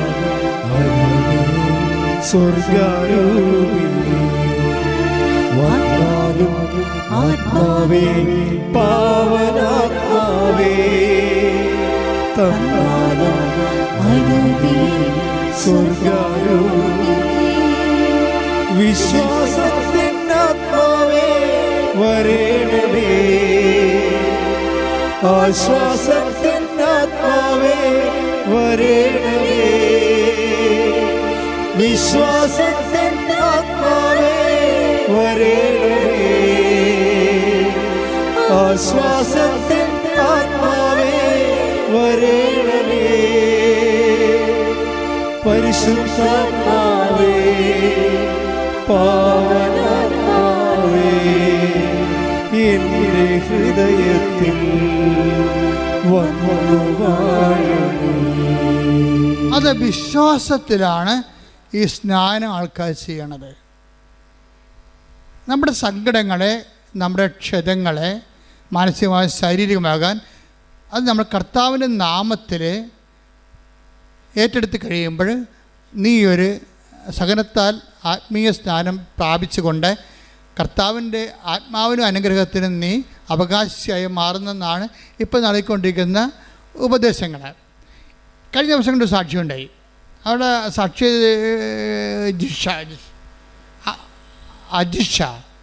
അജിഷ നടുവട്ടം, സ്ഥലം എവിടെയാ? അങ്കമാലി. അജിഷയുടെ സാക്ഷ്യം ഇതുപോലെ കർത്താവിൻ്റെ ശരീരത്തോട് ഐക്യദാർഢ്യം പുലർത്തിക്കൊണ്ട് സ്നാനമേൽക്കുന്നതിലൂടെ ഉണ്ടാകുന്ന സൗഖ്യത്തിൻ്റെ സാക്ഷ്യമാണ്. അജിഷയുടെ വിഷയം എന്താണ്? അജിഷയ്ക്ക് കോവിഡ് വന്ന് സർവാംഗം തളർന്നുപോയി. ഡോക്ടർ പറഞ്ഞു ഇനി എഴുന്നേറ്റ് നടക്കുമെന്ന് തോന്നുന്നില്ല എന്ന് പറഞ്ഞു. അപ്പോൾ ഇവള് ഈശോയെ മനസ്സിൽ ധ്യാനിച്ചുകൊണ്ട് പറഞ്ഞ് ഞാൻ എഴുന്നേറ്റ് നടക്കുമെന്ന് പറഞ്ഞു. എന്താ കാര്യം? കർത്താവിനെ നടത്തുമെന്ന് എൻ്റെ അർത്ഥം. ഏത് സഹനങ്ങൾ വരുമ്പോഴും ക്രിസ്തുവിനെ അത് ക്യാരി ഓവർ, ആ അക്കൗണ്ടിലേക്ക് ക്യാരി ഓവർ ചെയ്യണം. കണ്ടല്ല, അവളുടെ കോവിഡ് തളർവാദത്തെ കർത്താവിൻ്റെ നാമത്തിലേക്ക് അവളെ മാറ്റിയിട്ട് അത് സ്നാനമായിട്ട് ഏൽക്കുകയാണ്. അങ്ങനെ അവൾ അത് പറഞ്ഞോടുകൂടി വടി കുത്തിപ്പിടിച്ചിരുന്നേക്കാൻ പറ്റുന്ന കണ്ടീഷനിലായി ആൾ ഓൺലൈൻ ഉടമ്പടി ചെയ്തേച്ചും ഇവിടെ വന്ന് അവളുടെ ഫ്രണ്ടാണ് ആദ്യം ഉടമ്പടി എടുക്കുന്നത് ഇവർക്ക് വേണ്ടി. അപ്പോഴാണ് ഇവൾ വടി കുത്തിപ്പിടിച്ച് എഴുന്നേക്കുന്നത്. ഈ വടിയും കുത്തിപ്പിടിച്ചുകൊണ്ട് ഇവിടെ വന്ന് ഭർത്താവ് ഉണ്ടായിരുന്നു കൂടെ. ഭർത്താവിന് ഇതിലൊന്നും വിശ്വാസമില്ല. അപ്പോൾ വടിയും കുത്തിപ്പിടിച്ച് ഇവിടെ ഇരുന്ന് വന്നപ്പോഴേ ഇവിടെയുള്ള ആൾക്കാരെല്ലാം പറഞ്ഞ് നടക്കത്തില്ല, 3-ാം നിലയിലാണ്. കാര്യം വടിയും കുത്തിപ്പിടിച്ചല്ലേ, ഭയങ്കര വേദനയാണ്, മുട്ടിനും സന്ധ്യബന്ധങ്ങൾക്കെല്ലാം വേദനയാണ്. ഈ വേദനയാണ് ഇവിടെ കർത്താവിൻ്റെ പേരിൽ ഏറ്റെടുത്തിട്ട് സ്നാനമാക്കി മാറ്റണത്. അപ്പോൾ ഇവിടെ ഉടനെ അവിടെ നിന്ന് പറഞ്ഞ് വടിയും കുത്തിപ്പിടിച്ചാണെങ്കിലും ഞാൻ മോളിൽ പോയി ഉടമ്പടി ധ്യാനം കൂടുമെന്ന് പറഞ്ഞു. അവിടെയാണ് വിഷയം. അതാണ് വിശ്വാസം ഉണ്ടെന്ന് പറഞ്ഞിട്ട് കാര്യമില്ല, വിശ്വാസം പ്രകടിപ്പിക്കണം. വടിയും കുത്തിപ്പിടിച്ചാണെങ്കിലും ഞാൻ അപ്പം അനങ്ങാൻ പാടില്ല. പാർട്ടിക്ക് കസലാണ് ഇരിപ്പ്, എല്ലാ ബന്ധങ്ങളിലും വേദന ഉണ്ട്. വടിയും കുത്തിപ്പിടിച്ചാണ് നടക്കുന്നത്. ഇപ്പോൾ വടിയും കുത്തിപ്പിടിച്ച് ഇവിടെ ഉടമ്പടി നടക്കത്തില്ലെന്ന് പറയുമ്പോൾ ഇവിടെ പറയും വടിയും കുത്തിപ്പിടിച്ചാണെങ്കിലും ഞാൻ മോളിൽ കയറി ഉടമ്പടി എടുക്കുമെന്ന് പറയും. അപ്പോൾ അത് സിൻസിയറല്ലേ? ഹൃദയശുദ്ധിയുള്ള ഒരു ദൈവത്തെ കാണുന്നില്ലേ? അതാ ഹൃദയശുദ്ധിയല്ലേ? അത് കളങ്കമില്ലല്ലോ. എന്തെങ്കിലും മുതലാക്കാൻ വേണ്ടി വരികയല്ല, ഉള്ളത് വിശ്വാസത്തിൻ്റെ പ്രഖ്യാപിക്കാൻ വേണ്ടി ദൈവത്തിൻ്റെ മുമ്പിൽ അവൾ സത്യസന്ധതയാണെന്ന് തെളിയിക്കാൻ വേണ്ടി കിട്ടിയ അവസരം അവൾ ഉപയോഗിക്കുകയാണ്. അവൾ വടിയും കുത്തിപ്പിടിച്ച് ഇങ്ങനെ മുടന്തി മോളിൽ കയറിയേച്ചും ഉടമ്പടിയുടെ കാര്യങ്ങളൊക്കെ ചെയ്തേച്ചും താഴെ വന്നിരിക്കുമ്പോൾ ഒരു ചുവപ്പ് ഷർട്ട് ഒരു വെള്ള മുണ്ട് കൊടുത്ത ഒരാൾ ഇവിടുത്തെ വരും. എന്താ നിങ്ങൾ ഇവിടെ വന്നെന്ന് ചോദിക്കും. അപ്പോൾ കാര്യം പറയും. അപ്പോൾ നിങ്ങൾ ഒറ്റക്കാണോ? അല്ല, ഭർത്താവുണ്ട്. ശരി, ഭർത്താവിന് എന്താ കൊണ്ടുവന്നതെന്ന് ചോദിക്കും. ഇത് ചോദിച്ചിട്ട് ആ മനുഷ്യനുടനെ പിന്നെ ഇവിടെ നോക്കുമ്പോൾ ഈ ആളെ കാണത്തില്ല. താഴേക്ക് നോക്കുമ്പോൾ, പുറകിൽ നോക്കുമ്പോൾ ഭർത്താവ് ഇരിക്കുന്ന സ്ഥലത്ത് നോക്കുമ്പോൾ ഭർത്താവിനും കാണാനില്ല. കുറച്ച് കഴിയുമ്പോൾ ഭർത്താവ് വരും. എന്താ പ്രശ്നം വെച്ചാൽ ഭർത്താവിൻ്റെ അസുഖം അൾസറാണ്. കുടൽ പഴുത്തിട്ട് ചോരയും പഴുപ്പും കൂടി മലത്തി കൂടി വരുന്ന അസുഖമാണ്. അത് മാറണില്ലത്. അത് വർഷമായിട്ട് കുടൽ പുണ്ണായി പോയിട്ട് ചോരയും പഴുപ്പും ചീറ്റണ അസുഖമാണ്. പാങ്ക്രിയാസ്. അപ്പോൾ ഈ അസുഖമാണ്. ഈ അസുഖത്തിന് ആണ് ഭർത്താവ് വന്നത്. പക്ഷേ അയാൾക്ക് വിശ്വാസമില്ലല്ലോ. വൈഫാണെങ്കിൽ വിശ്വാസത്തിൽ ഉടനെ അവളെ വിശ്വാസം പ്രഖ്യാപിച്ച് കഴിഞ്ഞു. ഈ വടിയും കുത്തിപ്പിടിച്ച് മുകളിലോട്ട് കയറി അവൾ വിശ്വാസം പ്രഖ്യാപിച്ച് അത് സത്യസന്ധമാണെന്ന് സർട്ടിഫൈഡ് ഫെയ്ത്താണത്. അതാണ് ഇപ്പോൾ നമ്മുടെയൊക്കെ ഫെയ്ത്താണെങ്കിലും സർട്ടിഫൈഡ് ആക്കാനുള്ള സാഹചര്യങ്ങൾ നമ്മൾ ജ്ഞാനസ്ഥാനത്തോടെ സംഭവിക്കുന്നത്.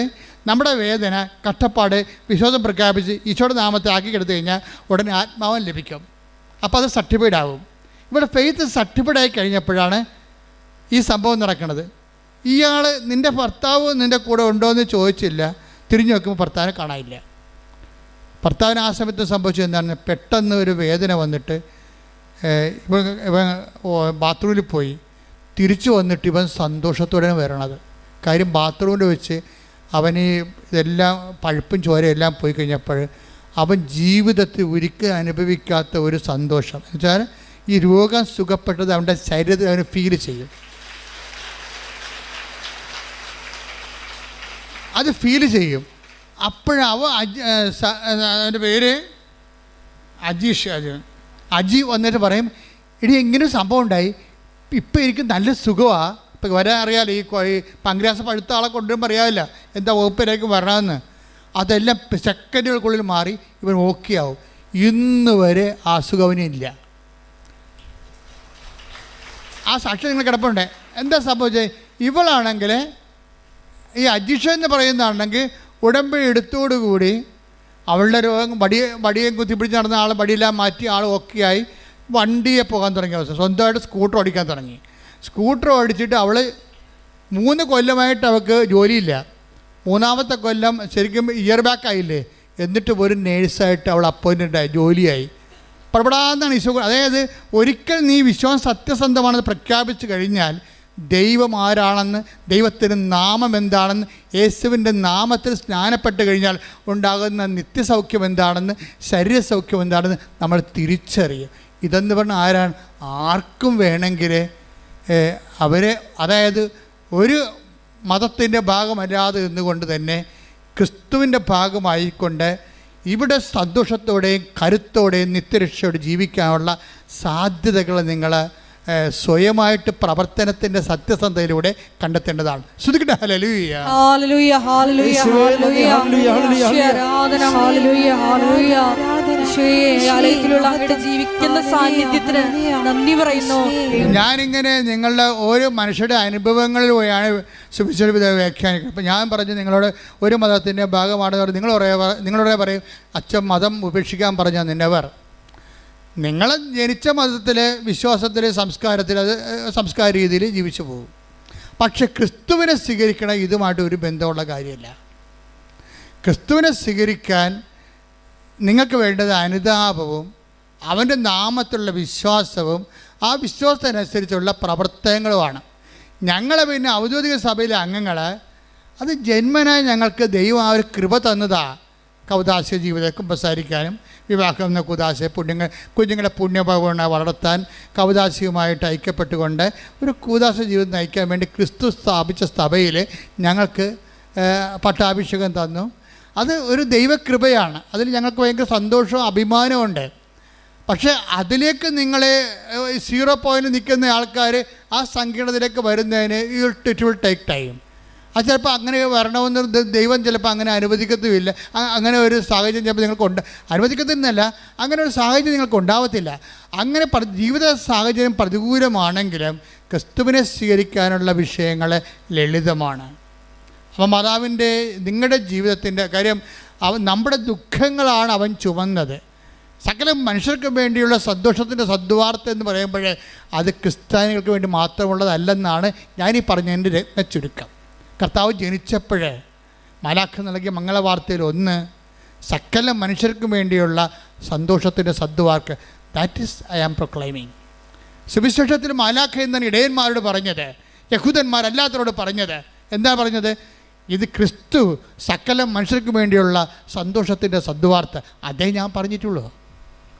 അതായത് ക്രിസ്തു സന്തോഷത്തിൻ്റെ സദ്വാർത്തയാണ്. ആ സന്തോഷം മാനവരാശിയുടെ അവകാശമാണ്. കൈയടിച്ച് സ്തുതിക്കട്ടെ. ഹല്ലേലൂയ ഹല്ലേലൂയ ഹല്ലേലൂയ ഹല്ലേലൂയ. മഹത്വം ആരാധന ആരാധന. പരിശുദ്ധ പരമദിവ്യകാരുണ്യത്തിന് ആരാധനയും സ്തുതിയും പുകഴ്ചയും ഉണ്ടായിരിക്കട്ടെ. എൻ്റെ മക്കളെ, ഇടനെഞ്ചില തലയിലും ഇടത് കൈ നെഞ്ചത്തും വലത് കൈ ശിരസ്സിനും വെച്ചുകൊണ്ട് സർവാംഗ രോഗങ്ങൾക്കായി ക്രിസ്തുവിൻ്റെ നാമത്തിൽ പ്രാർത്ഥിക്കാം. മാതാവ് നമുക്ക് വേണ്ടി മാധ്യസ്ഥം വഹിക്കുന്നു. ഇട്ടുമുഴക്കാൻ പോലെ ശ്രദ്ധിക്കട്ടെ.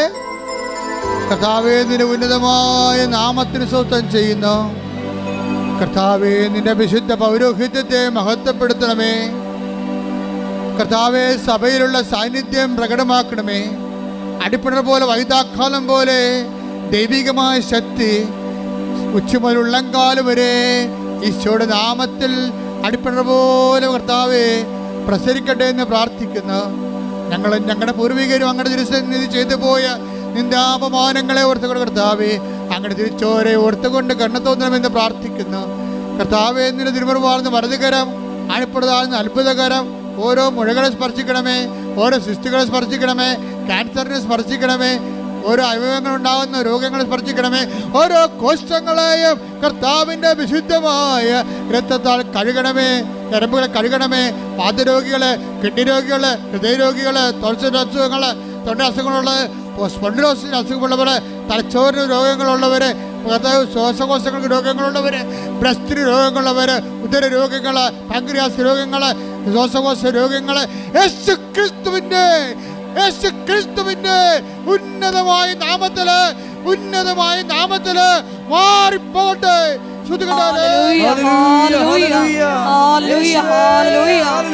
എല്ലാ രോഗങ്ങളും സുഖപ്പെട്ടുകൊണ്ട് അങ്ങയുടെ നാമത്തെ ഈ ആരാധനയിലൂടെ വീണ്ടും വീണ്ടും മഹത്വപ്പെടുത്തണമേ. ഹല്ലേലൂയ. സുഖമായി എന്റെ ഉള്ളം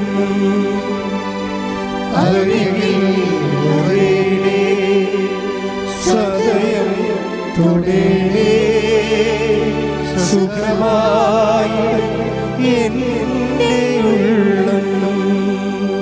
കൈകൾ രണ്ടും പിണച്ച് നെഞ്ചത്ത് വെക്കുക. ജീവിത വിഷയങ്ങൾക്ക് വേണ്ടി പ്രാർത്ഥിക്കുന്ന സമയമാണ്. ഓൺലൈനുള്ളവർ ശ്രദ്ധിക്കുക.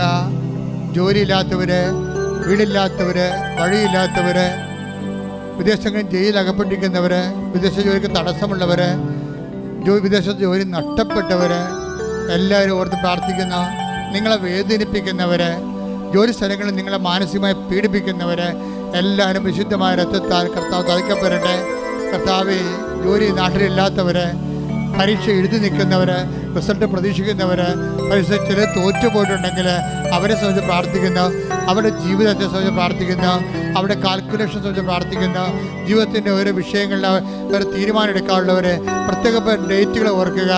ഈ മാസം കടന്നു പോകേണ്ട, ഈ ആഴ്ചയിൽ കടന്നു പോകേണ്ട പ്രധാനപ്പെട്ട ഡേറ്റുകൾ ഓർക്കുക. പരീക്ഷാ ഡേറ്റുകൾ, ഇൻ്റർവ്യൂ ഡേറ്റുകൾ, യാത്രാ ഡേറ്റുകൾ, രജിസ്ട്രേഷൻ ഡേറ്റുകൾ, ജപ്റ്റ് ഡേറ്റുകൾ, എല്ലാ ഡേറ്റുകളും സമർപ്പിക്കട്ടെ. അശുദ്ധമായ സ്തുതികളെ മക്കളില്ലാത്തവർ, ഗർഭിണികൾക്ക്, ഗർഭത്തെ ശിശുവിന് രോഗങ്ങളുള്ളവർ, ഗർഭിണികൾക്ക് പലതരത്തിലുള്ള വൈകല്യങ്ങൾ, തകരാറുള്ളവർ പ്രാർത്ഥിക്കട്ടെ. മക്കളില്ലാത്തവർ പ്രാർത്ഥിക്കട്ടെ. കുടുംബ തകർച്ചയുള്ളവർ പ്രാർത്ഥിക്കട്ടെ.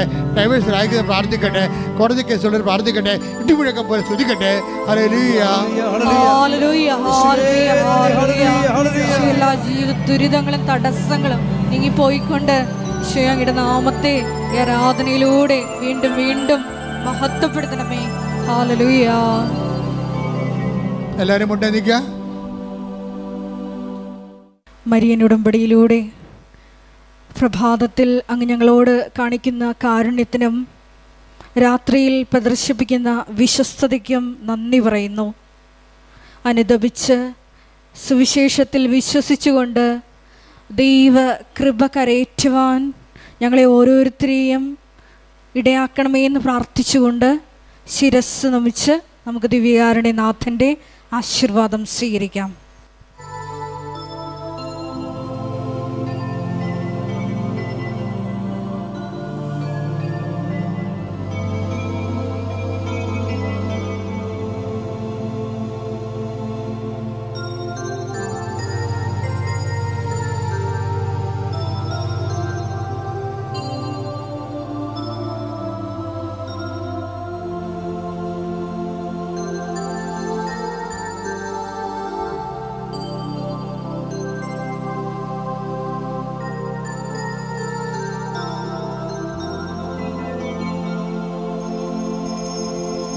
പരിശുദ്ധ പരമമാ ദിവ്യകാരുണ്യമേ,